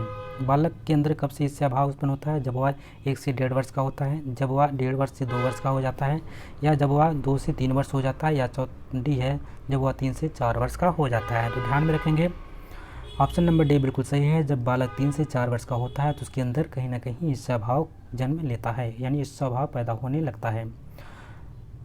ईर्ष्या के बात करते हैं तो ईर्ष्या के मूल में जो क्या होती है, अप्रसन्नता होती है, और इसकी उत्पत्ति क्रोध से होती है। लड़कों की अपेक्षा लड़कियों में ईर्ष्या अधिक होती है। लगभग 1.5 वर्ष की अवस्था में ईर्ष्या का अंकुरण बालक में प्रारंभ हो जाता है। अन्य अवस्था की अपेक्षा ईर्ष्या की मात्रा 3 से 4 वर्ष की अवस्था में अधिक होती है। और ध्यान में रखेंगे जो ईर्ष्या होती है वो बालकों की अपेक्षा लड़कियों में अधिक होती है। प्रश्न नंबर 56 है, अंडे के छिलके की संरक्षण आवरण निम्न है। जो अंडे के छिलके का जो संरक्षण आवरण होता है किसका बना होता है? पहला ऑप्शन है पेरिकार्प का, दूसरा है रेनिन का, तीसरा है क्यूटिकल का, और चौथा है एम्फीमाइसिन का। तो दोस्तों इसका राइट आंसर होगा ऑप्शन नंबर सी बिल्कुल सही है, क्यूटिकल। इसको बोलते हैं क्यूटिकल बोलते हैं। और अगर बात करते हैं अंडे के छिलका का संरक्षण आवरण होता है कैल्शियम कार्बोनेट CaCO3 का बना होता है। Ca कैल्शियम कार्बोनेट का बना होता है जो ठोस वाला भाग होता है।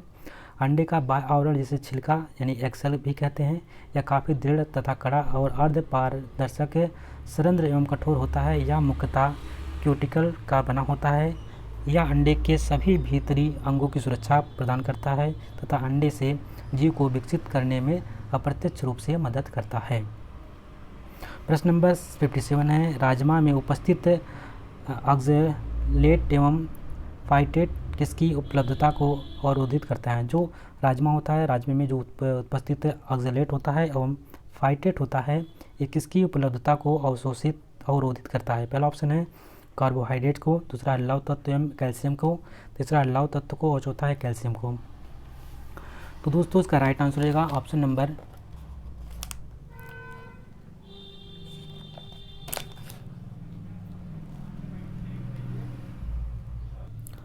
नंबर बी बिल्कुल सही है आपका, लवण एवं कैल्शियम की। ठीक है।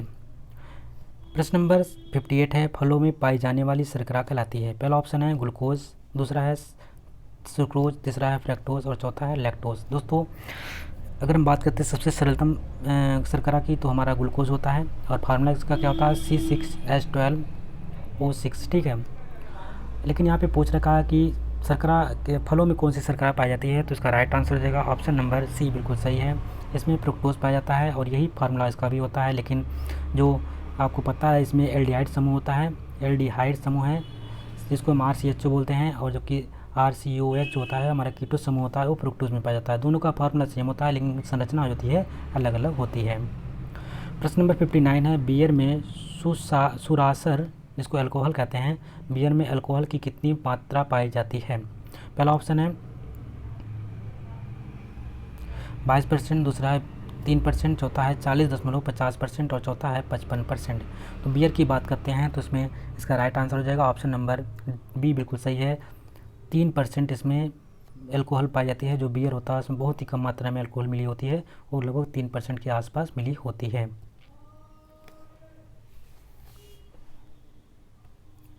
प्रश्न नंबर 60 है, प्रमाणिक भोज्य पदार्थों और वनस्पति भोज्य पदार्थों द्वारा प्राप्त होता है। प्राणिज भोज्य पदार्थों और वनस्पति भोज्य पदार्थों द्वारा हमें क्या प्राप्त होता है? खनिज लवण, वसा, प्रोटीन या उपयुक्त सभी। तो दोस्तों आपको ऐसे भी आंसर दिख ही रहा है, बिल्कुल राइट आंसर है ऑप्शन नंबर डी। ये बच्चा कर सकता है। ये खनिज लवण, जब प्राणी भोज्य की बात करता है या वनस्पति की बात करता है तो कहीं नहीं खनिज लवण पाया जाएगा, वसा पाया जाएगा, प्रोटीन पाया जाएगा, यानी कि उपयुक्त यहाँ पे तीनों ऑप्शन बिल्कुल सही हैं। प्रश्न नंबर 61 है, खाद्य संरक्षण की निम्नलिखित में से किस विधि में एंजाइम विकृत हो जाती हैं? जो एंजाइमें होती है दोस्तों किस विधि में विकृत हो जाती हैं? जो हमारा खाद्य संचलन होता है तो किस विधि में जो एंजाइम होते हैं वो विकृत हो जाते हैं? पहला ऑप्शन है अपव्यय में, दूसरा है वर्णहीन करना, तीसरा है निर्जलीकरण करना या चौथा है आचार बनाना। तो दोस्तों इसका राइट आंसर हो जाएगा ऑप्शन नंबर सी, यानी निर्जलीकरण। इसको हम डिहाइड्रेशन कहते हैं। डिहाइड्रेशन के विधि में क्या होता है? एंजाइम जो होते हैं वो विकृत हो जाते हैं। प्रश्न नंबर 62 है, जेली से नमी की क्षति होने की प्रक्रिया को क्या कहते हैं? अगर जेली से जो नमी की क्षति होती है, नमी की क्षति होने की जो प्रक्रिया होती है उसको क्या कहते हैं? पहला ऑप्शन है डेक्सट्रिनाइजेशन, दूसरा है रेट्रोग्रेडेशन, तीसरा है मार्बलिंग और चौथा है सिनेरेसिस कह सकते हैं। ऑप्शन नंबर इसका राइट आंसर हो जाएगा 62 का डी बिल्कुल सही है, सिनेरेसिस। प्रश्न नंबर 63 है, सिरके में पाया जाता है। पहला ऑप्शन है एसिटिक एसिड, दूसरा है साइट्रिक एसिड, तीसरा है ब्यूट्रिक एसिड, चौथा है उपयुक्त में से कोई नहीं। तो दोस्तों पता है आपको सिरके में एसिटिक एसिड पाया जाता है, CH3COOH इसका फार्मूला होता है। साइट्रिक एसिड जो होता है वो हमारा खट्टे फलों में पाया जाता है, ठीक है। तो इसका राइट आंसर होगा ऑप्शन नंबर ए बिल्कुल सही है, एसिडिक एसिड जो सिरका होता है उसमें पाया जाता है। प्रश्न नंबर 64 है, फलों एवं सब्जियों को उसके मूल भार से 50% तक सुखाकर फ्रीजिंग करके संरक्षित करना कहलाता है। दोस्तों जो ध्यान रखेंगे, फल एवं सब्जियों को उसके मूल भार से 50% तक अगर हम सुखा दें तो फ्रीजिंग करके संरक्षित करना है तो यह क्या कहलाता है? पहला ऑप्शन है शार्प फ्रीजिंग, दूसरा है डिहाइड्रो फ्रीजिंग, तीसरा है स्लो फ्रीजिंग और चौथा है त्वरित फ्रीजिंग। तो इसका राइट आंसर हो जाएगा ऑप्शन नंबर बी बिल्कुल सही है। इसको हम बोलते हैं दोस्तों डिहाइड्रो फ्रीजिंग। डिहाइड्रेशन यानी कि डिहाइड्रेशन पानी निकाल देना डिहाइड्रेशन कहलाता है, इसलिए इसको हम कह सकते हैं डिहाइड्रो फ्रीजिंग। प्रश्न नंबर 65 है, वृद्धावस्था में कैल्शियम की कमी से निम्नलिखित में से कौन सी बीमारी उत्पन्न होती है? वृद्धावस्था की बात की गई है, इसमें ध्यान में रखेंगे, इंपॉर्टेंट क्वेश्चन है। पहला है ऑस्टोमलेशिया, दूसरा ऑस्टोपोरोसिस, तीसरा है कबूतर छाती रोग और चौथा है अस्थि विकृति। तो ध्यान में रखेंगे दोस्तों, ये जो हमारा होता है विटामिन डी की कमी से होता है, लेकिन ध्यान में रखेंगे विटामिन डी की कमी से ये हमारा बच्चों में रिकेट्स नामक रोग हो जाता है, बच्चों में रिकेट्स हो जाता है, जबकि वयस्क जो होते हैं उनमें ऑस्टोमलेशिया होता है। लेकिन अगर कोई व्यक्ति वृद्धावस्था में जाता है तो उसके शरीर में कैल्शियम की कमी होती है तो हमें क्या होता है? ऑस्टोपोरोसिस नामक रोग हो जाता है। वृद्धावस्था में ऑस्टोपोरोसिस नामक रोग हो जाता है, ध्यान में रखेंगे, ऑप्शन नंबर बी बिल्कुल सही है। प्रश्न नंबर 66 है, एक शिशु को स्तनयन मोचन पदार्थ देने की शुरुआत करने की सही आयु है? पहला ऑप्शन है 8 महीना, दूसरा है 6 महीना, तीसरा है 10 महीना और चौथा है 7 महीना। तो दोस्तों इसका राइट आंसर हो जाएगा ऑप्शन नंबर बी बिल्कुल सही है, 6 महीने तक उसको स्तनपान कराना उचित होता है, माँ का दूध पिलाना उचित होता है। प्रश्न नंबर 67 है, शिशुशाला में दिनचर्या का आरंभ बच्चों द्वारा होता है। पहला ऑप्शन है प्रार्थना गीत के साथ, दूसरा है फिल्मी गाने के साथ, तीसरा है भाषण के साथ और चौथा है लड़ाई के साथ।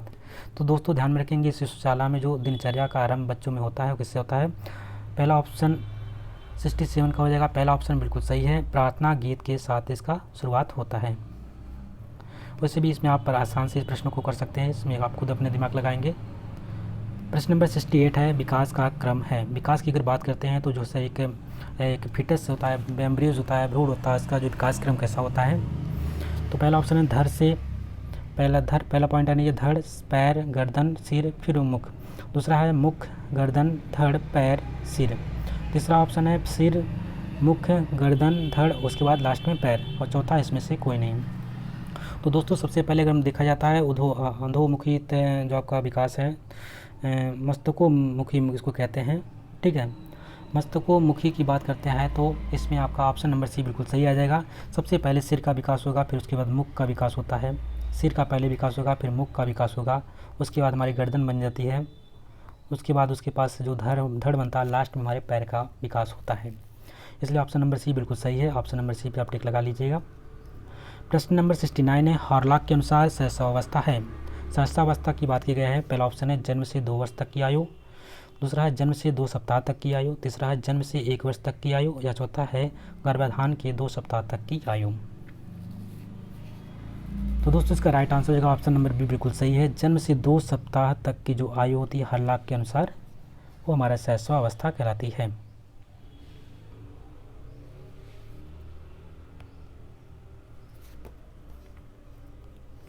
प्रश्न नंबर 70 है, शारीरिक परिणामों में बढ़ोतरी का मतलब है। पहला ऑप्शन है वृद्धि, दूसरा है विकास, तीसरा है दोनों, या चौथा है मानवमितीय।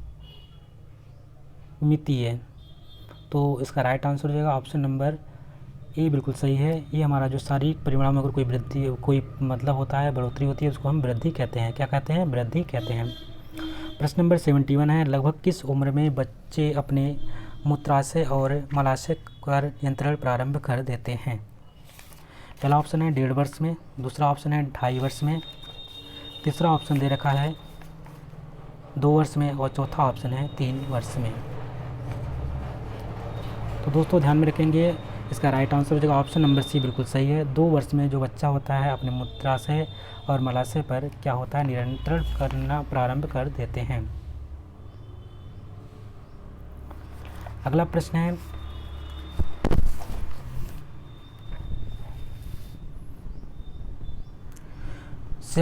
बुद्धि के एक तत्व सिद्धांत के प्रतिपादक थे। पहला ऑप्शन है स्पीयरमैन, दूसरा है बकिंघम, तीसरा है टर्मन, और चौथा है अल्फ्रेड बिने। तो दोस्तों इसका राइट आंसर होगा ऑप्शन नंबर डी बिल्कुल सही है। अल्फ्रेड बिने जो थे बुद्धि के एक तत्व का सिद्धांत के प्रतिपादक हैं, और इस सिद्धांत का समर्थन तथा इसको आगे बढ़ाने का श्रेय जो जाता है टर्मन और स्टर्न को जैसे वैज्ञानिकों को जाता है। बुद्धि के द्विकारक सिद्धांत का प्रतिपादन स्पीयरमैन ने किया था। द्विकारक सिद्धांत की बात करते हैं तो स्पीयरमैन ने किया था। एक बुद्धि एक तत्व सिद्धांत की बात करते हैं तो अल्फ्रेड बिनेक ने किया था, लेकिन इसको आगे बढ़ाने का कार्य कौन किया था? टर्मन और स्पीयरमैन ने किया था। प्रश्न नंबर 73 है, डैश डैश यह मूल्य का एक साधक है। पहला ऑप्शन है भाषा का, दूसरा है संस्कृत का, तीसरा स्त्री का, और चौथा है पुरुष। तो दोस्तों इसका राइट आंसर होगा ऑप्शन नंबर ए बिल्कुल सही है। भाषा यह मूल्य का एक साधन है। भाषा जो होता है दोस्तों, ये मूल्य का एक साधन होता है। मनुष्य के जीवन में भाषा का बहुत ही महत्व होता है। भाषा मानव को अन्य प्राणियों से अलग करती है। समाज में रहने के कारण हमें अनेक विचारों को दूसरे तक पहुंचाने और अपने विचारों को दूसरे तक पहुंचाने और दूसरे के विचारों को स्वयं समझने की आवश्यकता पड़ती है। इसलिए भाषा का मूल्य एक बहुत ही मूल्यवान होती है। प्रश्न नंबर 74 है, शरीर की विभिन्न मांसपेशियों का विकास है। पहला ऑप्शन है क्रियात्मक विकास, दूसरा है संवेगात्मक विकास, तीसरा है रचनात्मक विकास, और चौथा है सामाजिक विकास। तो दोस्तों इसका राइट आंसर हो जाएगा ऑप्शन नंबर ए बिल्कुल सही है। जो हमारे शरीर की विभिन्न मांसपेशियों का विकास होता है वो हमारा क्या कहलाता है? क्रियात्मक विकास कहलाता है। क्रियात्मक विकास की बात करते हैं तो क्रियात्मक विकास से तात्पर्य पेशी नियंत्रण से है। पेशी नियंत्रण जन्म के समय तथा बाद में कुछ समय तक बच्चे नहीं कर पाते हैं, परंतु धीरे धीरे विकास के साथ वो पेशी नियंत्रण की क्रिया प्रारंभ करते हैं। क्रियात्मक विकास की जो विशेषताएं होती हैं, पहला पॉइंट इसमें है क्रियात्मक विकास जो होता है निश्चित क्रम का अनुकरण करता है। क्रियात्मक विकास सामान्य से विशिष्ट की ओर होता है। क्रियात्मक विकास बड़ी से छोटी मांसपेशी की ओर होता है। क्रियात्मक विकास होता है मांसपेशियों एवं तंत्रिकाओं की परिपक्वता पर निर्भर करता है। और लास्ट पॉइंट है जो क्रियात्मक विकास होता है वो व्यक्तिक भिन्नताएं इसमें पाई जाती है विकास में। प्रश्न नंबर 65 है, प्रथम सप्ताह में होने वाली शिशु मृत्यु का कारण है। पहला है श्वासारोध, दूसरा है जन्मजात असमानताएं, तीसरा है संक्रमण, और चौथा है उपर्युक्त सभी। प्रथम सप्ताह में अगर कोई बालक की मृत्यु हो जाती है, मृत्यु का कारण होता है, तो ध्यान में रखें ऑप्शन नंबर डी बिल्कुल सही है। ये तीनों कारण यहाँ पे हो सकते हैं। प्रश्न नंबर 76 है, खीस बहुत अच्छा है क्योंकि इसमें भरपूर प्रोटीन एवं डैश डैश होता है। जो खीस होता है फ्रेंड्स वो सर्वोत्तम अच्छा होता है। क्यों होता है? क्योंकि इसमें प्रोटीन के साथ और क्या पाया जाता है? पहला ऑप्शन है कार्बोहाइड्रेट पाया जाता है, दूसरा है खनिज लवण, तीसरा है विटामिन और चौथा है प्रतिरक्षी। तो इसका राइट आंसर हो जाएगा ऑप्शन नंबर डी, बिल्कुल सही है। जो खीस होता है दोस्तों वो प्रोटीन से युक्त होता है, भरपूर होता है, साथ ही साथ इसमें प्रतिरक्षी भी होता है।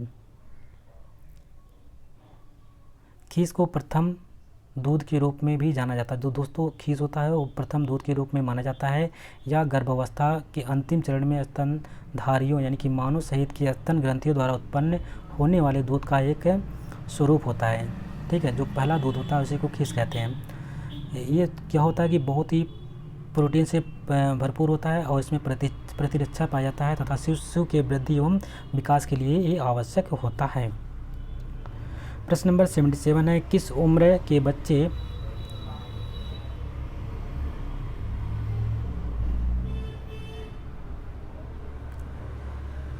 के बच्चे के लिए नवजात शब्द प्रयुक्त किया जाता है? कौन से बच्चे नवजात के अंतर्गत आएंगे? पहला ऑप्शन है 6 सप्ताह से 1 वर्ष तक का बच्चा, दूसरा है जन्म से 4 सप्ताह तक का बच्चा, तीसरा है जन्म से 1 वर्ष तक का बच्चा, या जन्म से 2 वर्ष तक का बच्चा। तो दोस्तों इसका राइट आंसर हो जाएगा ऑप्शन नंबर डी, बिल्कुल सही है। जन्म से लेकर के 2 वर्ष तक का जो बच्चा होता है वो नवजात शिशु के अंतर्गत आता है। जन्म से अगर आमतौर पर बात करते हैं, शिशु शब्द का जो आमतौर पर 1 वर्ष से कम उम्र के छोटे बच्चों पर लागू होता है, हालांकि परिभाषाएं भिन्न हो सकती हैं। प्रश्न नंबर 78 है, अस्पताल में प्रसव कराने से क्या हानि है? अगर मान लीजिए कोई आप अस्पताल में प्रसव कराते हैं तो कौन सी हानि हो सकती है? पहला ऑप्शन, नर्स की अत्यधिक व्यस्तता से ठीक से प्रसूता की देखभाल नहीं हो पाती है, दूसरा है पैसों की बहुत खर्च होती है, तीसरा है सदस्यों की भागदौड़ जो होती है अधिक हो जाती है, या उपयुक्त सभी। तो दोस्तों ये बिल्कुल सही ऑप्शन है, ऑप्शन नंबर डी इसमें है। तीनों चीज़ यहाँ पे क्या है, नर्स की अधिक व्यस्तता के कारण जो होता है प्रसूता होती है उसकी देखभाल नहीं हो पाती है, पैसों की खर्च अधिक होती है, सदस्य होते हैं जो आज साथ में गए होते हैं उनकी भागदौड़ बहुत अधिक हो जाती है। कहीं ना कहीं ऑप्शन नंबर डी बिल्कुल सही है, यानी कि ऑप्शन नंबर डी पे आप टिक लगा दीजिएगा। प्रश्न नंबर 79 है, गर्भकाल की प्रारंभिक अवस्था में रेडियम एवं एक्स-रे किरणों के प्रयोग से शिशु में डैश डैश हो सकता है। मान लीजिए गर्भकाल में प्रारंभिक अवस्था में जो रेडियम होता है या एक्स किरणें होते हैं उसका हम अधिक प्रयोग करते हैं तो जो बच्चों में क्या हो सकता है, कौन सी बीमारी हो सकती है? पहला ऑप्शन है हाइड्रोसेफाली, दूसरा है माइक्रोसेफाली, तीसरा है संक्रमण, और चौथा है तंत्र की अस्थिरता।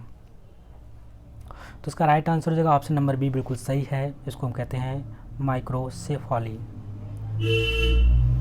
गर्भकाल की अवस्था में रेडियम एक्स किरणों के प्रयोग से शिशु में माइक्रोसेफाली हो सकता है। माइक्रोसेफाली एक दुर्लभ प्रकार के न्यूरोलॉजिक स्थिति है जिसमें शिशु का सिर उसी उम्र के अन्य बच्चों की तुलना में काफ़ी छोटा होता है। माइक्रोसेफाली यानी बच्चों के छोटे सिर की यह स्थिति गर्भ में मस्तिष्क के असमान रूप से विकसित होने अथवा जन्म के बाद मस्तिष्क का सही विकास सही से ना हो पाए इसके कारण हो सकता है। प्रश्न नंबर 80 है, वह अंग जिसके द्वारा भ्रूण को माता के रक्त से पोषण मिलता है। वह अंग बताइए जिसके द्वारा जो भ्रूण होता है, एम्ब्रियो होता है, उसको माता के रक्त से उसको पोषण मिलता है। पहला ऑप्शन है गर्भाशय, दूसरा है डिंब नालिका, तीसरा है गर्भनाल, और चौथा है नाभि नाल। तो दोस्तों इसका राइट आंसर हो जाएगा ऑप्शन नंबर सी, बिल्कुल सही है। इसको हम गर्भनाल या प्लेसेंटा के नाम से जानते हैं। ठीक है, जो इसके माध्यम से क्या होता है कि भ्रूण को अपनी माता के रक्त से जो होता है पोषण मिलता रहता है। प्रश्न नंबर 81 है, कार्पस लुटियम डैश डैश स्रावित करती है। कार्पस जो लुटियम होता है क्या स्रावित करती है? पहला ऑप्शन है प्रोजेस्टेरॉन हार्मोन्स होता है, दूसरा है ए और सी दोनों, यानी कि इसमें सी में क्या है एस्ट्रोजन और इसमें डी में क्या है थायरॉक्सिन।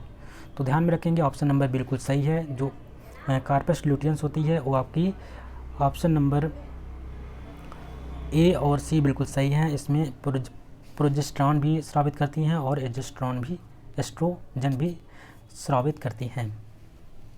इस हार्मोन्स का जो श्रवण होता है ग्रेफियन पुटक की थीका इंत्रा द्वारा किया जाता है। इस हार्मोन्स द्वारा मादा में गौण लैंगिक लक्षणों का विकास होता है। इस हार्मोन्स द्वारा मादा में विभिन्न जननांगों का विकास होता है। प्रश्न नंबर 82 है, जल तथा भोजन किस जीव के कारण अधिकतर संक्रमित होता है? पहला ऑप्शन है पिस्सू, दूसरा है मक्खी, तीसरा है मच्छर और चौथे चूहे। जो जल और भोजन होता है दोस्तों, वो सबसे अधिक किस जीव द्वारा सबसे अधिक संक्रमित होता है? तो इसका राइट आंसर हो जाएगा ऑप्शन नंबर बिल्कुल सही है, मक्खी के द्वारा जो होता है वो सबसे अधिक संक्रमित होता है। जल और भोजन की बात करते हैं तो जो हमारे घरेलू मक्खी होते हैं, कहीं ना कहीं इसका बहुत ही बड़ा कारण है जो कि ये सबसे अधिक इसको संक्रमित करती हैं। या खाद्य पदार्थों एवं जल में आसानी से बैठकर उन्हें संक्रमित कर देती हैं। घरेलू मक्खी रोग पैदा करने में सर्वोपरि है। इसके द्वारा फैलाए जाने वाला जो रोग होता है मुख्य रूप से हैजा होता है, टाइफाइड है, तपेदिक है, अतिसार है, जो पेचिस होता है। ठीक है, ये सब मक्खियों के कारण होता है। प्रश्न नंबर 83 है, पुष्टिकर पदार्थ। पुष्टिकर पदार्थ क्या होते हैं? पहला ऑप्शन है ऊर्जा की आपूर्ति नहीं करते हैं, दूसरा बनाते और मरम्मत नहीं करते हैं, तीसरा शरीर की प्रक्रियाओं को नियंत्रित नहीं करते हैं, चौथा है BMR नियंत्रित नहीं करते हैं। तो दोस्तों इसका A is the right answer है। जो पुष्टिकर पदार्थ होते हैं ऊर्जा की आपूर्ति नहीं करते हैं। पुष्टिकर पदार्थ शरीर की ऊर्जा की आपूर्ति नहीं करते हैं, बल्कि ये क्या करते हैं, शरीर को होने वाले रोगों से रक्षा करते हैं। विटामिन और खनिज तत्व इसी के अंतर्गत आते हैं। अधिक कैलोरी प्रदान करने वाले जो भोज्य पदार्थ का सेवन करने से खनिज तत्वों की स्वतः पूर्ति हो जाता है। शरीर की क्रियाशीलता के लिए विटामिन की आवश्यकता होती है। शरीर को अगर क्रियाशील बनाना है तो कहीं ना कहीं विटामिन की आवश्यकता होगी। प्रश्न नंबर 84 है, जब ध्वनिग्राम को एक साथ कर उन्हें शब्द बनाने के लिए मिलाया जाता है तब रूपग्राम बनता है, जहाँ ध्वनिग्राम होते हैं। पहला ऑप्शन है लकारी वाले, दूसरा है भाषा बनाने वाले ध्वनि, तीसरा है तुतलाने वाले और चौथा है कूजन करने वाले। तो इसका राइट आंसर होगा ऑप्शन नंबर बी बिल्कुल सही है। इसको कहते हैं भाषा बनाने वाले ध्वनि। ठीक है, जब ध्वनिग्राम को एक साथ कर उसे शब्द बनाने के लिए मिलाया जाता है तब रूपग्राम बनता है, जहां भाषा बनने वाले ध्वनिग्राम होते हैं। प्रश्न नंबर 85 है, पैर की उंगलियों को पंखे के समान फैलाना है। पहला ऑप्शन है सहज क्रिया है, दूसरा है अंकुचन है, तीसरा है समन्वयीकृत है और चौथा इसमें से कोई नहीं है। मान लीजिए पैर की जो उंगलियां हैं उसको पंखे के समान न फैलाना है, तो ये कौन सी क्रिया कहलाती है? सहज क्रिया होगी या अंकुचन होगी या तीसरा होगा समन्वयीकृत या इसमें से कोई नहीं। तो दोस्तों इसका राइट आंसर हो जाएगा ऑप्शन नंबर ए बिल्कुल सही है। इसको हम कहेंगे सहज क्रिया। पैर की जो उंगलियां हैं उनको अगर हम पंखों के समान फैलाते हैं तो ये हमारी सहज क्रिया के अंतर्गत आती हैं। प्रश्न नंबर 86 है, मातृ बाल्य मृत्यु दर कम करने का उपाय है। पहला ऑप्शन है यौन शिक्षा का ज्ञान, दूसरा है घर पर प्रसव होना, तीसरा है मातृ एवं शिशु कल्याण सेवा का प्रसार और चौथा है प्रशिक्षित दवाइयों का होना। अगर मातृ एवं बाल्य मृत्यु दर को कम करना है तो कहीं ना कहीं आपको क्या ध्यान में रखना है, जो ऑप्शन नंबर सी बिल्कुल सही है। इसका मातृ एवं शिशु कल्याण सेवा का प्रसार होना अति आवश्यक है। प्रश्न नंबर 87 है, शिशु को खसरे का टीका इस उम्र पर लगाया जाता है। किस उम्र पर लगाया जाता है? पहला ऑप्शन है जन्म के समय, दूसरा है 1.5 माह पर, तो तीसरा है 2.5 माह पर या चौथा है 9 महीने पर। जो खसरे का टीका होता है दोस्तों, वो बच्चों को, जो शिशु होता है उसको कब लगाया जाता है? तो ध्यान में रखेंगे ऑप्शन नंबर डी बिल्कुल सही है, 9 महीने पर। शिशु को खसरे का टीका 9 माह पर लगाया जाता है। सभी बच्चे को खसरे के टीकाकृत होने की आवश्यकता होती है। जो कुपोषण, खराब मानसिक विकास और सुनने की और देखने के दोष के कारण होता है। 2-3 दिन या उससे अधिक दिन से खांसी के साथ नाक बहना और आंखें लाल होना, बुखार और दाने खसरे के लक्षण होते हैं। खसरा मृत्यु का कारण बन सकता है। प्रश्न नंबर 88 है, एक बच्चा इसके द्वारा मोटरसाइकिल यानी कौशल सीख सकता है। पहला ऑप्शन है परीक्षण और त्रुटि विधि द्वारा, दूसरा है नकल करना, तीसरा है प्रशिक्षण द्वारा और चौथा है सभी विकल्प सही हैं। एक बच्चा है वो मोटर चलाना सीखना चाहता है, उसका कौशल सीखना चाहता है, तो क्या कर सकते हैं, कौन से कौशल से वो सीख सकता है? तो दोस्तों यहाँ पे जितने भी ऑप्शन दे रखे हैं यानी तीनों सही हैं, वो क्या कर सकता है, परीक्षण और त्रुटि करे तब कहीं ना कहीं उससे वो भी सीख सकता है। नकल करके, एक दूसरे का नकल करके भी सीखना है। प्रशिक्षण का अच्छे तरीके से पा रहा है तब भी वो सीख जाएगा, यानी कि ऑप्शन नंबर सी डी बिल्कुल सही है। वो तीनों विकल्प यहाँ पे उसको अप्लाई कर सकता है उसको सीखने के लिए। प्रश्न नंबर 89 है, पुरुषों में स्त्रियों के मुकाबले जो BMR होता है वो कम होता है, एक समान होता है, अधिक होता है, कोई नहीं होता है। तो दोस्तों राइट आंसर हो जाएगा अधिक होता है। जो पुरुषों में स्त्रियों के सामने जो BMR होता है पुरुषों का अधिक होता है, स्त्रियों का कम होता है। पुरुषों में स्त्रियों के मुकाबले BMR अधिक होता है क्योंकि पुरुष के शरीर में क्रियाशील मांसपेशियों की मात्रा अधिक होती है, जबकि स्त्रियों के शरीर में वसी ऊतक की मात्रा अधिक होती है। वसी ऊतक की क्रियाशीलता कम होती है, अतः BMR कम हो जाता है। प्रश्न नंबर 90 है, मैरास्मस से प्रभावित बच्चा चिड़चिड़ा होता है क्योंकि वह कमज़ोर होता है, दूसरा है भूखा होता है, तीसरा है गुस्से वाला होता है, इसमें से कोई नहीं। तो प्रोटीन से कमी से होता रोग है मैरास्मस रोग होता है, इसको ध्यान में रखेंगे। इसका राइट आंसर हो जाएगा वो बच्चा जब कमज़ोर होता है उसके शरीर में प्रोटीन की कमी होगी तो कहीं ना कहीं उसको मैरास्मस रोग होगा, तो कहीं वो बच्चा कैसा होगा, कमज़ोर हो जाता है। जिससे वो क्या होगा, जब कमज़ोर होता है तो बच्चा कैसा होता है, चिड़चिड़ा हो जाता है। प्रश्न नंबर 91 है, पोषक तत्वों का धारण अधिक होता है, किसमें अधिक होता है? पहला ऑप्शन है दबाव द्वारा पकाने यानी प्रेशर कुकिंग में, जब पोषक तत्वों का धारण किसमें अधिक होगा, हम प्रेशर कुकर में कोई भोजन पकाते हैं उसमें अधिक होगा, दूसरा है भुनने में, तीसरा उबालने में और चौथा है तलने में। दोस्तों इसका राइट आंसर सबसे बेस्ट तरीका होता है जिसमें सबसे अधिक पोषक पाया जाता है उबालने में। अगर कोई चीज़ हम उबाल कर खाते हैं उसमें जो पोषक तत्व होते हैं उसमें धारण की क्षमता होती है सबसे अधिक मानी जाती है। ठीक है, वास्तव में किसी भी खाद्य पदार्थ की बात करते हैं को कच्चा उबाल कर खाने उसे भोजन बनाकर खाने से बेहतर होता है, क्योंकि कुछ पदार्थों को पका देने से जो पोषण क्षमता होती है वो कम हो जाती है। सबसे कम किसमें पाया जाएगा, जो प्रेशर कुकर में सबसे कम पाया जाता है, लेकिन सबसे अधिक पोषक तत्व पाए जाते हैं अगर हम उबाल कर किसी चीज़ को खाते हैं उसमें पोषक तत्व सबसे अधिक मात्रा में पाया जाता है। प्रश्न नंबर 92 है, भोजन शरीर में निम्नलिखित में से कौन सा कार्य करते हैं? तो दोस्तों ध्यान में रखना है जो भोजन होते हैं हमारे शरीर में कौन सा कार्य करते हैं। पहला ऑप्शन है शारीरिक कार्य, दूसरा है सामाजिक कार्य, तीसरा है मनोवैज्ञानिक कार्य या चौथा है उपरोक्त सभी। तो 92 का आपका राइट आंसर हो जाएगा जो भोजन होता है शरीर में हमारे शारीरिक कार्य करते हैं। ठीक है, जैसे शारीरिक कार्य की बात करते हैं तो उसमें ऊर्जा प्रदान करते हैं जिसे हमें आसानी से पचा सकें, जिससे ऊर्जा मिलती है जो हमारी अनेक गतिविधियों में सहायक होती है, उस पदार्थ को भोजन कहा जाता है। भोजन हमारे शरीर के लिए निम्न कार्य करते हैं जिसमें शारीरिक कार्य होता है, सामाजिक कार्य, मनोवैज्ञानिक कार्य आदि आते हैं, यानी कि ऑप्शन नंबर डी बिल्कुल सही हो जाएगा। इसमें भोजन हमारे शरीर के लिए शारीरिक कार्य भी करते हैं, सामाजिक कार्य भी करते हैं और मनोवैज्ञानिक कार्य भी करते हैं। प्रश्न नंबर 93 है, पूछ रखा है ORS घोल में जल के प्रति लीटर में साधारण नमक जिसको सोडा का बाइकार्बोनेट और पोटेशियम क्लोराइड की क्रमशः कितनी मात्राएं ग्राम में होती हैं? आपको मान लीजिए आपको ORS घोल बनाना है। ठीक है, ORS घोल बनाने के लिए आपको ध्यान में रखना है 1 लीटर का आपका जल लेना है, उसमें साधारण नमक जो होता है NaCl होता है, सोडियम बाइकार्बोनेट और पोटेशियम क्लोराइड जो होता है इसकी क्रमशः कितनी मात्राएँ लेनी होती है? पहला ऑप्शन है 3.5, 2.5 और 1.5, दूसरा है 3.2 और 1, तीसरा ऑप्शन है 3.4 और 2 और चौथा है 4.2 से लेकर के 2, 4.3 से लेकर के 2। तो इसका राइट आंसर हो जाएगा ऑप्शन नंबर 93 का ए है। दस्त के दौरान बच्चों के शरीर में विद्युत अपघट्य का असंतुलन हो जाता है, इस दशा में बच्चों को निर्जलीकरण से बचने यानी कि डिहाइड्रेशन से बचने के लिए ORS घोल दिया जाता है। अगर हम ORS घोल की बात करते हैं तो ORS घोल के जो संघटक होते हैं निम्न मात्रा में होते हैं। इसमें जो NaCl होता है तो ध्यान में रखेंगे 3.5 होता है, जो NaCl होता है सोडियम क्लोराइड होता है दोस्तों वो होता है वो 3.5, दूसरा सोडा बाइकार्बोनेट जो होता है, नमक की बात करते हैं NaCl हो गया, ये हमारा होना चाहिए 3.4 रहना चाहिए ग्राम में रहना चाहिए। उसके बाद आपका सोडा बाइकार्बोनेट जो होता है सोडियम बाइकार्बोनेट होता है NaSCO3 जो होता है 2.5, इसको 2.5 ग्राम लेना है। उसके बाद आपको ध्यान रखना है पोटेशियम क्लोराइड KCl जो होता है KCl जो होता है उसकी मात्रा कितनी लेनी चाहिए, 1.5 ग्राम लेनी है।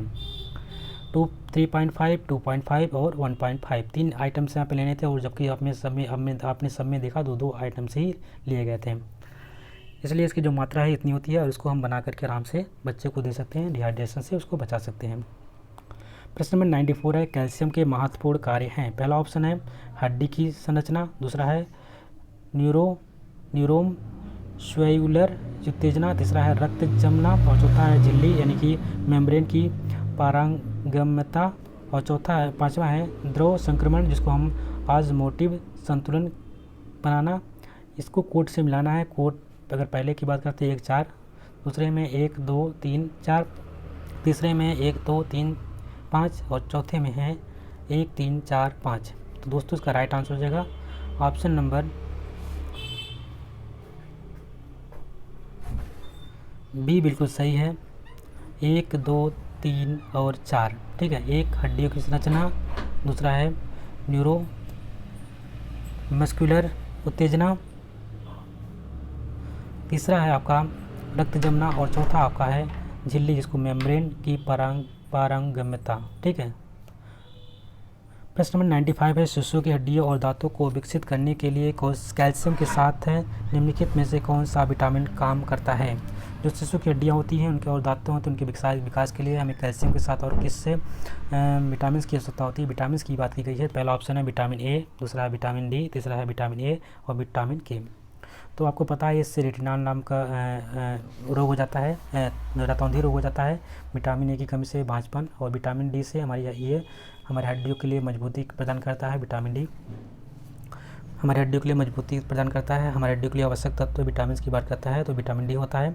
और विटामिन के जो होता है रक्त का थक्का ना जमने के लिए सहायक होता है। अगर मान लीजिए विटामिन डी की कमी है तो हमारे शरीर में रक्त का थक्का नहीं जमेगा। तो यानी कि इसका राइट आंसर होगा ऑप्शन नंबर बी बिल्कुल सही है। विटामिन डी आपका एकदम बिल्कुल सही आंसर हो जाएगा। प्रश्न नंबर 96 है परामर्श एक है। पहला ऑप्शन है व्यक्तिगत प्रक्रिया, दूसरा है सामूहिक प्रक्रिया, तीसरा है संगठनात्मक प्रक्रिया या इसमें से कोई नहीं। तो दोस्तों ध्यान में रखेंगे जो परामर्श होता है वो कहीं ना कहीं एक व्यक्तिगत प्रक्रिया होती है, इसलिए ऑप्शन नंबर ए बिल्कुल सही है। इसको हम कहेंगे व्यक्तिगत प्रक्रिया। इसमें दो व्यक्ति के बीच में परामर्श दिया जाता है और दोनों बीच में एक अच्छी मैत्रीपूर्ण संबंध होना चाहिए, ये भी ध्यान में रखना है। प्रश्न नंबर 97 है प्रभावी परामर्श के लिए क्या करना चाहिए। पहला ऑप्शन है प्रभावी परामर्श के लिए प्रार्थी यानी व्यक्ति के साथ अच्छे संबंध विकसित करना चाहिए, दूसरा है धैर्य रखें, तीसरा है शिकायतों को ध्यान से सुनना और चौथा है उपयुक्त सभी। तो दोस्तों इसका राइट आंसर होगा ऑप्शन नंबर डी बिल्कुल सही है। जो अगर प्रभावी परामर्श लेना है तो ध्यान में है जो प्रार्थी है अच्छे से प्रार्थी और दोनों के बीच में जो परामर्श दे रहा है उन दोनों के बीच कैसा होना चाहिए, अच्छे संबंध होने चाहिए। धैर्य भी रहना चाहिए क्योंकि परामर्श लेते समय आपको धैर्यपूर्वक सुनना होता है। शिकायतें जो होती हैं उनको ध्यान से सुननी होती है। इस प्रकार से तीनों यहाँ ऑप्शन बिल्कुल सही होंगे। ऑप्शन नंबर डी बिल्कुल सही आपका राइट आंसर है। 98 प्रश्न है विश्व स्वास्थ्य दिवस कब मनाया जाता है। पहला ऑप्शन है 1 अप्रैल को, दूसरा है 5 अप्रैल को, तीसरा है 7 अप्रैल को और चौथा है 11 मार्च को। स्वास्थ्य दिवस की बात किया जा रहा है तो दोस्तों इसका राइट आंसर हो जाएगा ऑप्शन नंबर सी बिल्कुल सही है। 7 अप्रैल 1948 को विश्व स्वास्थ्य संगठन की स्थापना हुई थी, ठीक है। 7 अप्रैल 1948 को विश्व स्वास्थ्य संगठन की स्थापना हुई थी। इसी संदर्भ में 7 अप्रैल को प्रतिवर्ष विश्व स्वास्थ्य दिवस के रूप में मनाया जाता है। प्रश्न नंबर 99 है निम्नलिखित में से कौन सी संस्था बच्चों के स्वास्थ्य पोषण शिक्षा के लिए कार्य करती है। बच्चों के स्वास्थ्य पोषण और शिक्षा के लिए कौन सी संस्था काम कर सकती है। पहला ऑप्शन है यूनेस्को, दूसरा है WHO, तीसरा यूनिसेफ और चौथा है रेड क्रॉस। तो दोस्तों इसका राइट आंसर हो जाएगा ऑप्शन नंबर सी बिल्कुल सही है। इसको कहते हैं यूनिसेफ। यूनिसेफ की स्थापना 11 दिसंबर 1946 को होती है, ध्यान में रखेंगे। 11 दिसंबर 1946 को यूनिसेफ की स्थापना होती है। 1953 में यूनिसेफ संयुक्त राष्ट्र संघ की स्थायी एजेंसी बन जाता है। यूनिसेफ विश्व भर में 190 से अधिक देशों में बच्चों के स्वास्थ्य, शिक्षा, पोषण, विकास जैसे कार्यों को संचालित कर रहा है। प्रश्न नंबर लास्ट है 100 UNFPA के आंकड़ों के अनुसार प्राथमिक शिक्षा में नामांकन के तहत लैंगिक समानता सूचक कितनी है। पहला ऑप्शन है 0.98, दूसरा है 0.76, तीसरा है 0.82 और चौथा है 0.75। ध्यान में रखेंगे ऑप्शन नंबर ए बिल्कुल सही है। UNFPA के आंकड़ों के अनुसार प्राथमिक शिक्षा में नामांकन के संदर्भ में लैंगिक समानता सूचकांक 0.98 है। इसके साथ ही आपका सेट नंबर 4 कंप्लीट होता है। आशा करते हैं आपको वीडियो पसंद आई होगी। यदि वीडियो आपको अच्छी लगी तो इसको लाइक और शेयर करना बिल्कुल ना भूलें। चैनल पर नया है तो चैनल को सब्सक्राइब भी कर लीजिएगा। मिलते हैं एक नए वीडियो में सेट नंबर 5 के साथ। तब तक के लिए नमस्कार, जय हिंद।